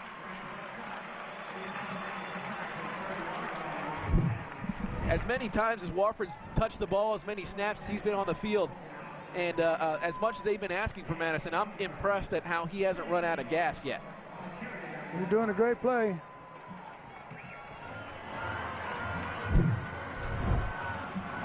So 1st and 10 here from the 29-yard line for the Madison Mavericks. High formation. Wofford in the backfield. Tipped, but caught there by number 23, Jamichael Brown. And it looks like he'll get enough for the 1st down. What great concentration there by Brown. Good throw. 25 jumps up there and tips it and keeps coming and knocks him out of bounds. Oh, man, that's close. He might not have had, but he caught it. Caught it, then lost it, and got it back before he went out of bounds. Got it back before he went out of bounds. So 9.5 left here as we see the 1st down from Brown. Brown down at the bottom of your screen. Cavill in motion. Fake to the fullback, give it to Wofford. He's got some space. He's fighting his way in. He's carried in by his big offensive lineman, Ortega, for the touchdown. Wofford kind of stumbled there at the end, but Ortega made sure that he was going to score on that one. Let's take another look. Just a heck of a play. A little counter action, sort of. Takes it in there, and he's rumbling and stumbling and bumbling, and then his partner takes him in there. Ortega gets a sticker on the helmet for that one. Making a block, and then picking up his running back to make sure he gets into the end zone. Okay, now, this is getting to be, was it no good? It was no good. So that one's no good from the kicker, Shane Carlson. That'll make it 42-41. That might be something that'll come back to haunt them. But you know what, Coach? If they score again, I imagine that number 7 will get his number called there down close. And good things always happen when he ends up with the ball. Yeah, that always puts a question mark in your mind, though. When you miss one of those extra points, will it come back to haunt you? So 9:23 left here in this 4th quarter. Madison down by 1 in an absolute shootout. Wofford. When they put shootout in the dictionary, they say refer back to Madison O'Connor game December the 8th. Yeah, that's what it is. December the 8th. That's right. December the 8th, 2012. That's what they're all going to talk about. And, you know, I mean, you think those players on the field are out of breath. I imagine Coach Streety is going to need some oxygen on the sideline here, too. The old smiley flash. Oh, yeah. It's been a fun one. 9:23 left in this one. We are in the Class 5A Division I state quarterfinal. The winner of this one will go on to play the winner of Galena Park, North Shore, and Houston Lamar. That man there, if Jim they Streety, get through this one first. Yeah, that man Jim Streety, I told you what I thought about him earlier, but I didn't tell you when he was young, he used to chase them chickens and put them in those chicken coops so they could take them over to Nixon and slaughter them. You only find tidbits and nuggets like that from someone like Coach Larry Bullen. I think that's my favorite part of doing the games with you, Coach, when you have those little stories and things and little sayings like that, because you're not going to find it anywhere else. Streety might file a libel suit on you for saying that. Well, if it's true, it's all right. You can say whatever you want. That's right, and I'm pretty sure it's true. He's just going to have some not kind words for you, possibly. It's been so long ago, I'm not too sure whether it's exactly true or not, but the gist of it is true. So that kickoff goes out of bounds in the end zone. That's going to be a touchback. Well, he's in the heat of battle right now, though. And the O'Connor Panthers, led by that young man all day long, number 14, Zach Galindo, the junior. Looking to score one more time. The draw play to Johnson. He makes a quick little move and gets some big-time yardage. Did you see that move, too? That was a great move there. That defensive end was closing in, and Johnson made a quick cut upfield. Watch this play on the replay here. You're going to see nobody block 75 or whoever it is right there. Well, he doesn't even get within 2 yards of it. Number 95, he's a good defensive player. That's about as quick a cut as you could ever make.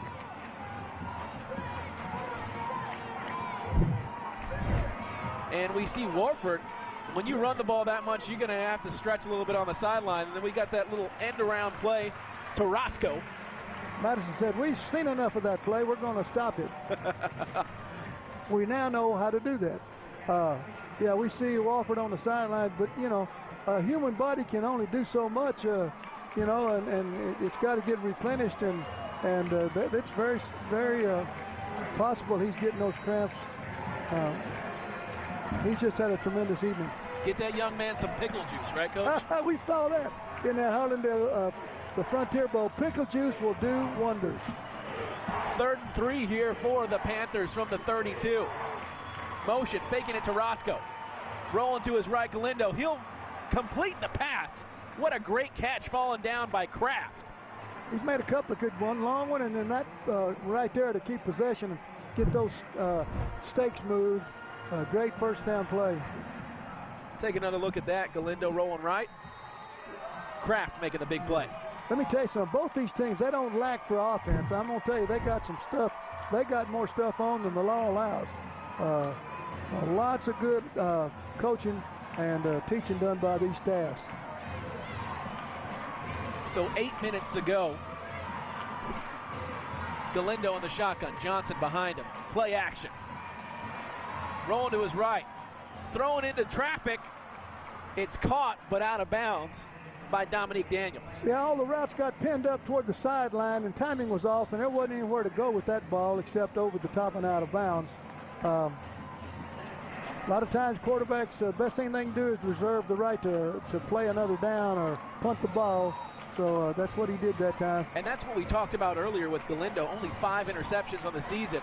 And throws like that, it's not the most glamorous play, but throwing the ball away when there's nothing there is always a useful play. Draw up the middle to Johnson. Breaks a tackle in the backfield. He's got some space. Makes a cut up the middle. He's holding on the ball down to the 40. What a great run there by Johnson. I'm sorry I'm laughing, folks. It makes you happy to see guys do this kind of stuff. They've run this draw, and I'm going to tell you, they know it's coming. Here comes some stunts by Madison. But when you get a young man like this in Walford also, in the open field, you can see what they can do. I mean, it's just really hard to stop. It's just incredible to see so many great plays made over and over again that it's just, you know, you can't do anything but just enjoy it. Right up the middle again to Johnson. He stops, changes direction. The dreaded flag's out. Looks like a flag in the vicinity of a holding type call. And we'll see what the man in the white hat has to say about this one.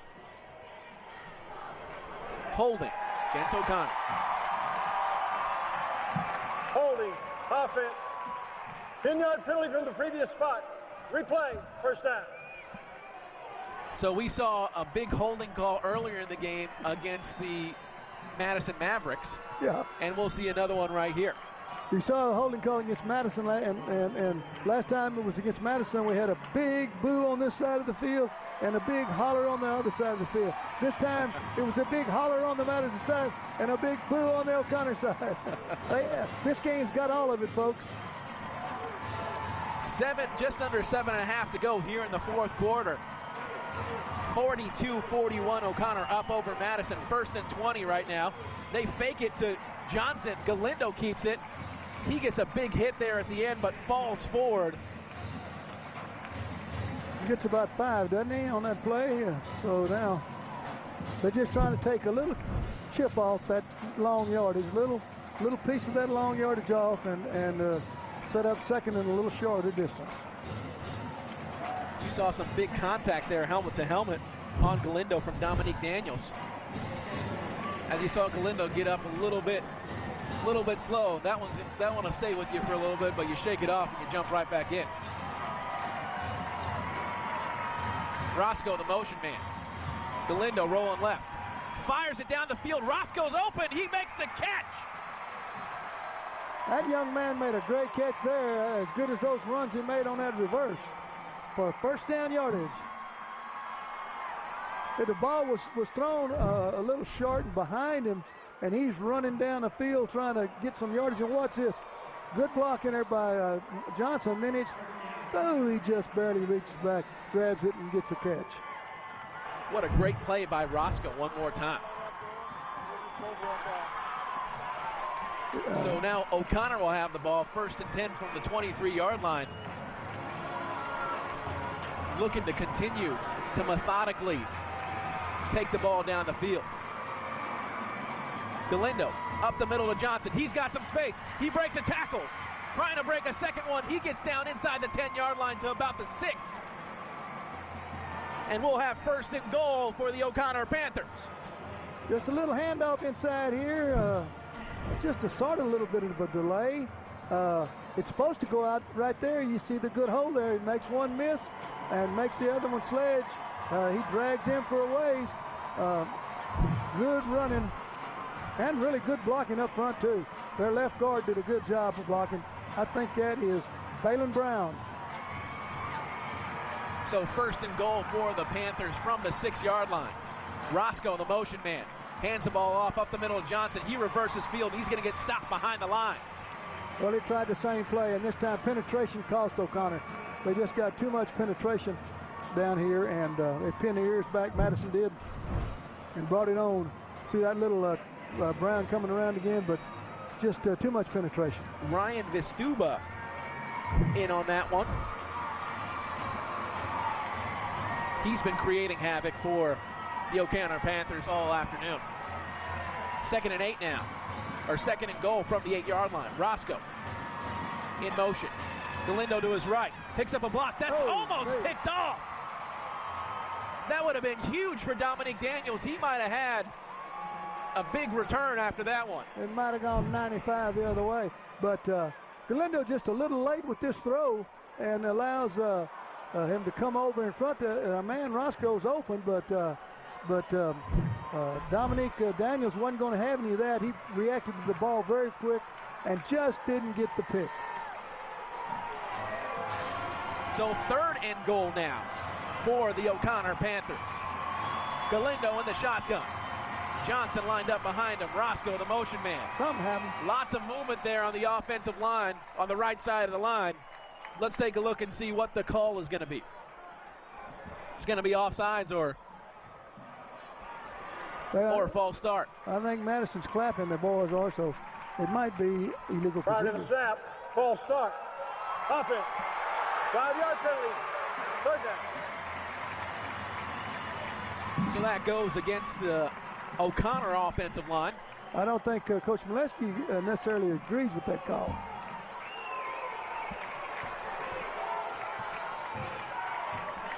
And when you got screens with replays in the stadium, you can say a little something there afterwards. So 3rd goal from the 13. Big conversion here for the Panthers. Galindo wasn't expecting the snap. He gets it off, throws it into the end zone. It's caught for a touchdown. It's caught.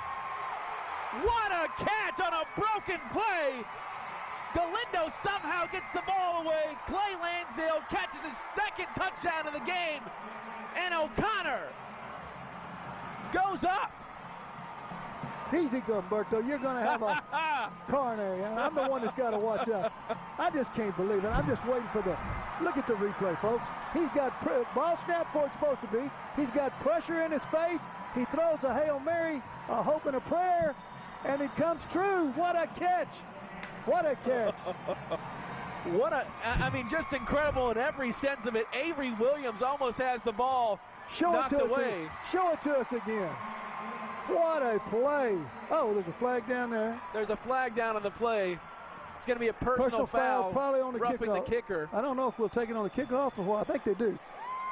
Either way, let's take another look at this play because, man, I'm going to have to take a nap after this game. I'm sorry, guys. Look at this again. Look at it. The ball was snapped early. Roughing the kicker by the defense. 15-yard penalty assessed on the kickoff. Look at that catch.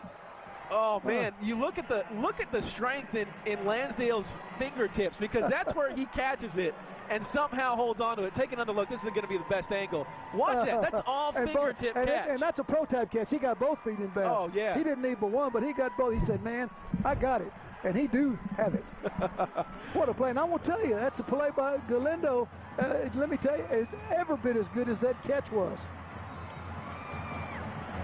So 11 plays, 75 yards, almost, maybe more importantly, 4.5 minutes taken off of the clock right there. Yeah. And he ends with the Lansdale from Galindo. You just don't, I mean, the games like that, this here, I've told you earlier, they just really don't come to pass all the time. And folks, you're going to get a tape delay of this thing, and I want to tell you, if possible, save it. Save it for a long time because you can come back and watch this game and not see a better one down the line. What's going to be fun is for some of these players, they're going to go and they're going to save it and they're going to show aunts and uncles, kids, grandkids, all kinds of stuff, and they're going to talk about that one time that we played in that game, the Alamodome, where the announcer had a heart attack in the booth. You know, that's what I did with all my good games, except they were on that old waxy film, you know what I mean? And you had to save, but they burn up. Right, and then you can watch it on demand if you're watching it. An onside kick. Again? They're going for it again. It looks like it might have been recovered by Madison, but on the scrum, it could be anybody. Madison got to it first, but did he have enough of it to keep it? I don't think he O'Connor comes up with the ball. Gosh almighty. This Molesky, I don't know what to, you know, I taught him better than this, but I just don't know. Wow, you talk about taking chances and coming up big. This is gamble after gamble from the O'Connor team. This is a great coaching job, a job of coaching. Look here, he almost got it, but you can see those O'Connor boys coming right up in there, and they might have, by sliding up underneath them, might have got the better hold of the ball, and they did. Great job, David. Wow. Now, we were talking about going back and watching it over and over again. You can do that. We've got On Demand, channel 988. Exactly. Look at that. Making the plug for Time Warner Cable Sports. You can watch it on channel 988 over and over again. If you don't catch it the first time we air it. Up the gut, Johnson cuts to his right. Cuts back to his left. Fumbles the ball, but it looked like he was down. Let's see what they call. They're calling him down. They're calling him down. The ball looked like it popped out after he made contact with the ground. And as we all know, the ground cannot cause a fumble. Take another look at this one. Oh, yeah. Yeah. Without a doubt, that was correct call on that one. So at this point, the clock is the best friend of the O'Connor Panthers. We'll see them run down every single play clock. And they'll hand the ball off up the gut to Johnson. But to meet him right there is the man that we've been calling on all night long, Ryan Vistuba, making that play along with number 43, Josh Meno. Good job. They get that penetration. C45 swimming through that block by the guy, number 55 at the center. He just penetrates up in there, and then that play is busted. So 3rd and 8. Hey, let me ask you, is there anybody that's listening to my voice ever thought that there would be an onside kick after that touchdown? No, but you think about it and you look at it, if they don't get the onside kick, it's at the 40-yard line. So it's not like they're really giving up a lot of field position. And you see Johnson get to the outside. He gets the first down. A huge first down for the O'Connor Panthers to keep that clock running. Well, it just his best play. It's just so hard to defend. He just looks for daylight, and he finds that daylight, and he runs for the first down yardage. So at this point, I'll mention that Madison has all 3 of their timeouts left. Boy, they better stop them right now. They might take them home with them. And O'Connor's is on a roll. We'll also have to mention that even if O'Connor can't punch that into the end zone, their kicker, Westall, has kicked a 46-yarder this year. So he's got a good leg, but that might not matter as we see Johnson get to the outside and get another first down. Well, they're using that same type of play, and it's sort of the same play, a little delay, letting those defensive linemen go one way or the other. The offense takes them that way, and then the running lanes open up for Trey Johnson. That's the philosophy behind it, and right now it's working pretty good. 49-41, 2.5 left here in the 4th quarter. O'Connor will have a 1st and 10 from the 14-yard line. The clock stopped after Johnson went out of bounds on that play. Galindo up the middle again to Johnson. He cuts back inside, and he'll be brought down. And the Street is going to use his first timeout. So there we go, the first timeout here of the second half. Take another look at that run.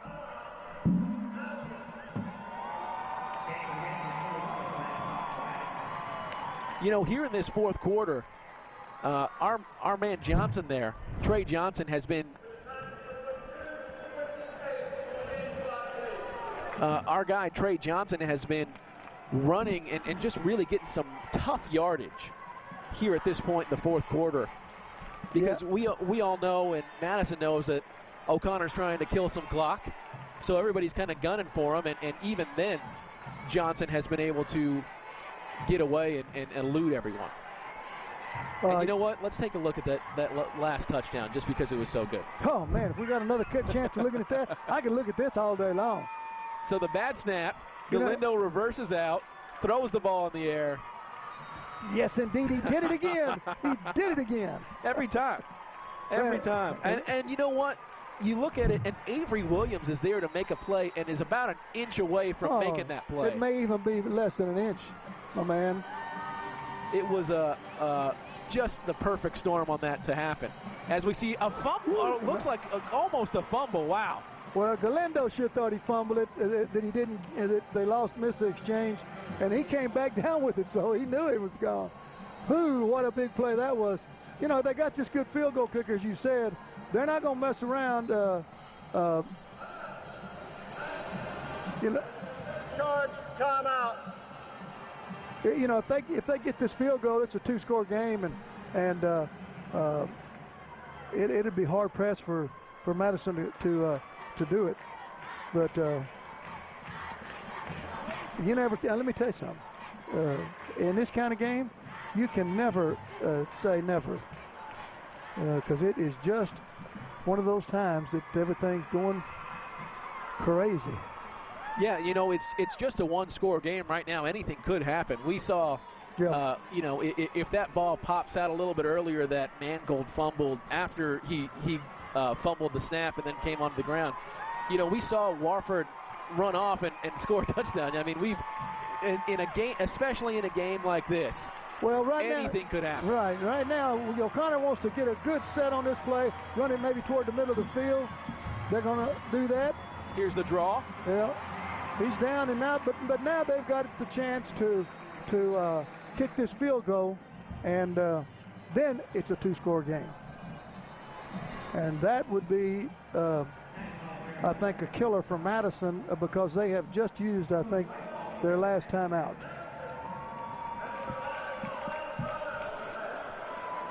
So there you go. It hinges on this right here. If they can get this field goal in there, I think it's an O'Connor victory. So the kicker, there you see him, number 2, Dylan Westall, a senior.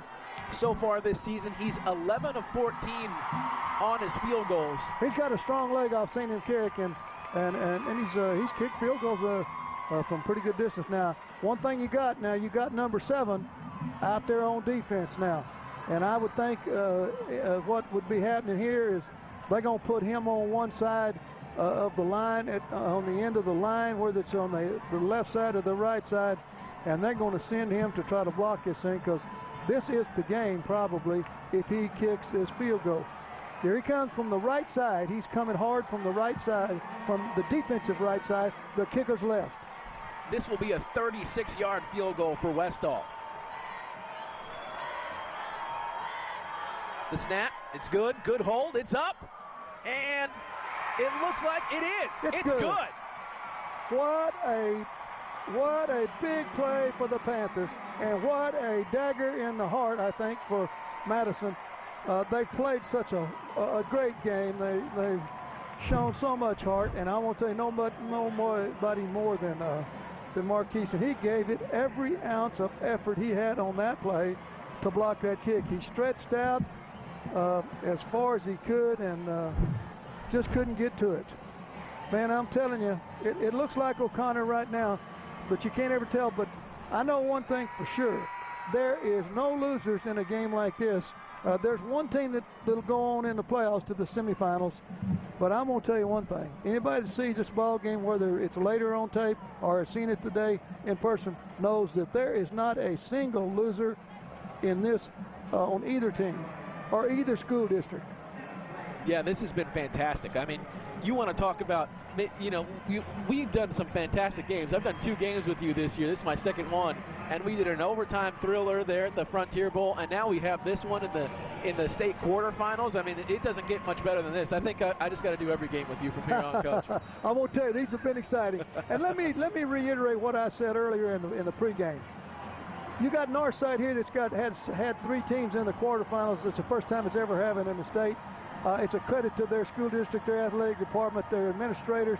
It's a great deal. But let me tell you something. It's a credit to Northeast, the type of kids that they have out there, the coaches that they have on their schools, the players that they put out. It's a credit to the Northeast Independent School District to have somebody going deep in the playoffs every year. These 2 school districts are quality above any, and they deserve that credit. So then you see,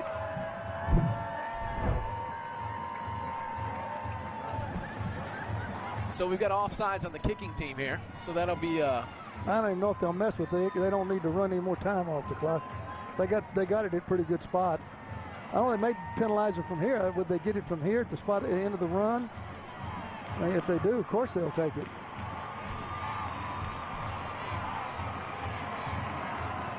Offside by the kicking team. Receiving team elects to take the ball where it was caught, plus 5 yards. First down. You always got to appreciate the referees giving us a nice explanation. Yeah. I said about this crew earlier too, and I hold true to that. I think this is the best, and I'm not saying anything bad against any of the other crews in the city of San Antonio, but there's got to be the best, I think, crew in San Antonio, and you're looking at them today. I think this is the very best officiating crew that the officials put out here in San Antonio, and I'm sure there's some that right along with them are very good. That's just my opinion. And with that and a quarter, you can't get you a cup of coffee anywhere in San Antonio. I'm telling you, Coach, the best part is your sayings, your stories. You don't get it anywhere else. 52-41 here, 1:58 to go, 2nd and 10 for the Madison Mavericks from the 37-yard line. Mangold in the shotgun, Wofford next to him. Mangold finds Cavill. He fights forward for the first down. Nice throw, nice catch, a good in route, timing route. And it looked to me like they had Mr. Wofford circling out around on the right side out here. You might be thinking in the back of your mind a little flea flicker. There he is. See Mr. Wofford out to the left? You know, you catch that ball, flip it out your turn, something might happen. Caught again. That's number 4, Byron Daniels. And we'll see them in their no-huddle offense, their 2-minute drill. Madison trying to make something happen. O'Connor just saying, don't give them anything quick. Make them work. Make them throw those little short passes. Oh, turning up. Pump fake. He's got some space there up the sideline. Overthrows him, though. That's what you can't let happen. So you've got to let them run those routes underneath. Don't go for any of those pump fakes like that. And you got to have a safety over the top, and they did at that time. I think you'll see O'Connor in that cover 2 type of defense, maybe with an extra safety back there, and trying to keep them in front of them. So, and you wonder why 3rd and 5 here. You wonder why O'Connor calls a timeout. Well, it's clock stop anyway, but they want to make sure they're on the right page and telling them, hey, a lot of things are important, but the only one thing that's really important is keeping the ball in front of you. Keep it in front of you and make a play on it. Don't let it get behind you. And that's the main thing right now is a 15-yard play isn't going to hurt you, but not in the least. Yeah, but you know, a 44-yard touchdown, that's going to hurt a lot. It is. So you just, you know, keep them in bounds. Keep them in. You know, if they complete the ball, they're out of timeouts. Keep them in bounds and keep them in front of you. So here we go. 1:20 left. 3rd and 5 for the Madison Mavericks. They are trailing O'Connor 52-41 right now here in the Class 5A Division I state quarterfinal in the Alamodome. I'm Madison Sabetta, joined by Larry Pullen. And this has been fun so far. The pass out to Wofford. Wofford finds his way inside the 20-yard line for the first down. And Madison is moving quick. Take another look at the play. This is the guy if you get it in his hand, anything can happen. O'Connor taking another timeout here. So once again, I would presume, Coach, that this is because they want to make sure that they talk it over a little bit more like they did with the left. Yeah, they just again, let's don't tighten up. Let's don't say what if they do this. Let's just go react to the football. Again, good catch, good yardage made on that play, but no points scored. So keep it in there, and if they do happen to score, make them run off as much time as they can, but you know, before they get it in there. So that's all they're doing. So here we go. 1st and 10 from the 18-yard line for Madison. With a stop, O'Connor would be the furthest they've ever been in school history. Overthrown and almost caught. Almost picked off there by Jalen Williams. Yep, it's just hard to react to that ball from going that hard, that high, and react to it, but it was close. He sure wishes he could have caught it. So 109 now, 2nd and 10. There's no 11-point play in football, but with a touchdown, an onside kick, and another score, Madison would be... You know, some people might say, go ahead and kick the field goal right now and then onside kick it and give you a chance. But, you know, who knows if that's right? And, you know, who knows? Mangold back in the shotgun. Pump fakes. Flushed out of the pocket. He's going to run. He's got a first down. And he'll run out of bounds. You could actually be a little bit short of the first down. Yeah, you could go that way and say, all right, let's see if we can't get 3 points, because we're going to have it, and then onside kick it. But then you're going to have to score a touchdown and go farther than you are right now. So, you know, I don't know if that's the right philosophy either. I'm not saying that is. I don't think it is. I think just try to get your touchdown here while you got it down here on the 10, and then. Onside kick it, and you won't have to get it in the end zone next time. The next time you just got to kick the field goal. So you know there's different schools of thought. I think the best thing is try to get your touchdown, then kick your field goal. So here we go, shotgun. Wofford in the backfield, next to Mangold. Hands the ball off the middle to Wofford. He fights his way. He'll get the first down. That won't hurt which you will much. Stop the clock. Exactly. That's right. It won't cost you but a couple seconds. And it'll be easy for that team to line back up. They may even spike it. And there you go. They kill the clock. So 56 seconds to go. Before the play was snapped, timeout, O'Connor. That's the third and final charge timeout. So we see the timeout there, which means they won't have to burn that play. Yeah, it doesn't make any difference. It's just a matter of communication again. It's on the game clock. 5-8 on the game clock, please. So 58 seconds left here in the fourth quarter. First and goal from the 5 for Madison. What are you looking to do here, Coach, if you're Coach Streety? Well, you want to get the ball in the end zone this next play to save as much time as you can. I would doubt that he would run the ball now goal to goal because any stop would run off so much time. And they didn't have to clock it, so they still got 4 downs. But, you need to get it in ASAP and then run your onside kick. So here we go, Mangold. Look out for Cavill, number 3, who looks like he's on the top of your screen. He's a big guy, and there he goes, going up top to Cavill.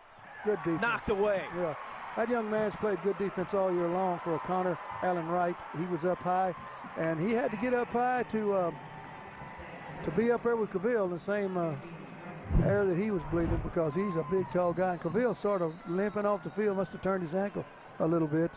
Way up there, and you can see he's up there pretty high. Cavill comes down immediately. He's having a hard time getting up. Well, this young man's been a good receiver for Street. He transferred in from Lake Travis a couple of years back, but he's been a real quality receiver. So while we have a little bit of break in the play, I'd just like to thank some of the school districts here in the area for letting us come out and broadcast all these great things to the community. We'd like to thank Northeast Independent School District, Northside, Harlandale, Judson, Comal, and Smithson Valley for letting us do all the football and volleyball games that we've done this year. We wouldn't be able to do it without any of the help of all you guys, so we really, really appreciate it, and because of you, we're able to put together some high-quality broadcasts. As we see Mangold throw it in the end zone, that goes over the head of Byron Daniels, and he slipped down and wasn't able to get back out of his cut. Hey, I want to second that, Humberto. I think that's a great deal. Those school districts, they're not the only ones that's great around this area, but we appreciate those folks. We appreciate their support and allowing us to go out and showcase all the great student athletes that they have, and let me tell you something. And also TAPS too, because we're able to go and work with them. Exactly. You talk about Central Catholic and Holy Cross. We did their games. Into the end zone. He did that. He caught it. Touchdown, Byron Daniels.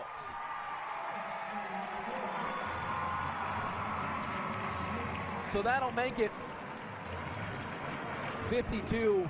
I guess depending on if they go for, do you go for 2 right now to get it? You got to go for 2, right? You got to go for 2, I think, because if you don't, you got to score a touchdown. Count, yeah, right. and it's going to be a whole lot harder to get another touchdown. So they got to go for 2 to get it to a 3-point swing, and then they kick the onside, hope to get the thing and go down for a field goal. Well, and I think after what we've seen today, who's to say what might happen? So here we go, the 2-point conversion to bring them within a field goal. Mangold over the middle, caught by Byron Daniels. Well, only on this game here. This game is the game that will not go away. 52-49 now, 48 seconds to go. Let's take another look at the 2-point conversion. He's down, he waits, holds the ball, got enough protection, goes up, look at that catch. That's as good as the other one. They talk about the best football game in the area that's ever been played is that Lee and Brackenridge game back in the day, and I saw that live in person too when I was a junior in high school, and it was a heck of a ball game. But this game here is going to live for a long time in San Antonio folklore. You know, I was around for a pretty good game, too, my junior year. Marshall and MacArthur there for the city championship, and a last-second touchdown by my Marshall Rams getting us the win out there, and that was a fun one. That was there at Gus. There was standing room only.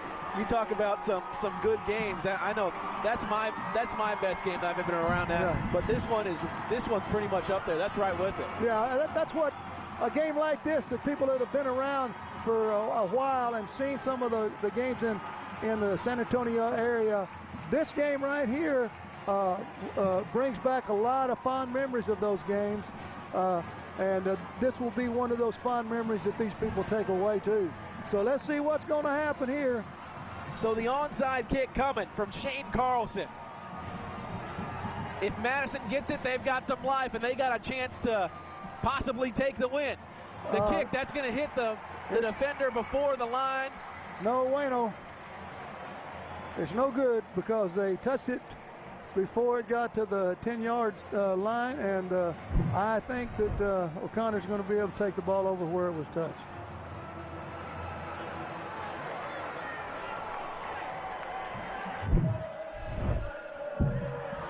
First down.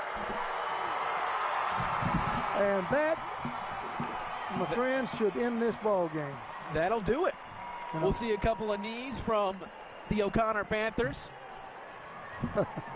And that'll end it.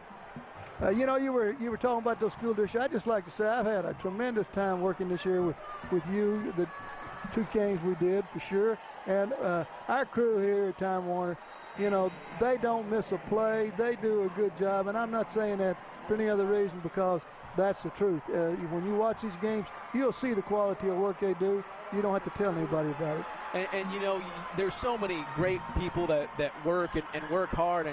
And you know what? This is a high-quality broadcast, and I know all you guys that are watching it out there are seeing this. But this is really good. You know, as someone who's kind of bounced around and seen a bunch of different broadcasts, this is got to be one of, if not the best crew and broadcasts that I've been around. And everybody does a great job. I think you're right. They're not doing this with a piece of string and a tin can. No. They're doing it with some quality stuff. This is no joke, and you know, it's just fun to be a part of it. And you know, it's really fun to be a part of these high school kids making great memories that they're going to remember for a lifetime. They'll always remember that one time. As you see Coach get the ice water bath, that's one of those things where you love it and you hate it all at the same time. Well, again, as I said earlier, Coach Streety, he's a better man than he is a coach. And he's a heck of a coach. As you see everybody going to go give hugs to Coach Molesky. The final out here from the Alamodome, 52-49, in one of the best games that anyone has ever seen in the San Antonio area. The O'Connor Panthers are moving on to past the state quarterfinals for the first time in the history of their football program. What a fantastic game, Coach. Just talk about what you saw this afternoon. Oh, I mean, I don't have no time to talk about what I saw this afternoon. I tell you, it was a tremendous high school football game. We saw great plays on both sides of the ball. And here's the man. And we got Coach Molesky standing by. Coach, first off, congratulations on making history. Coach, just talk about, you rolled the dice a lot this afternoon. Onside kicks, going for it on a punt, fake punt. What happens? What's going through your mind on that thought process on all those calls? Well, we knew going into this game that when we got back on this bus at the end of this ball game, we were going to have no more bullets in our gun. Matter of fact, we were going to throw our guns at them if we had to. And so you get to this point and you're playing a team like Madison with the explosiveness that they have, and they just, as evident is what happened today, they can go to the house from 70 yards in one play. We felt like we had to do everything we could to win this football game. Say, man, what a game. What a game. Say, what a game. You got more guts than a government mule, I'm telling you right now.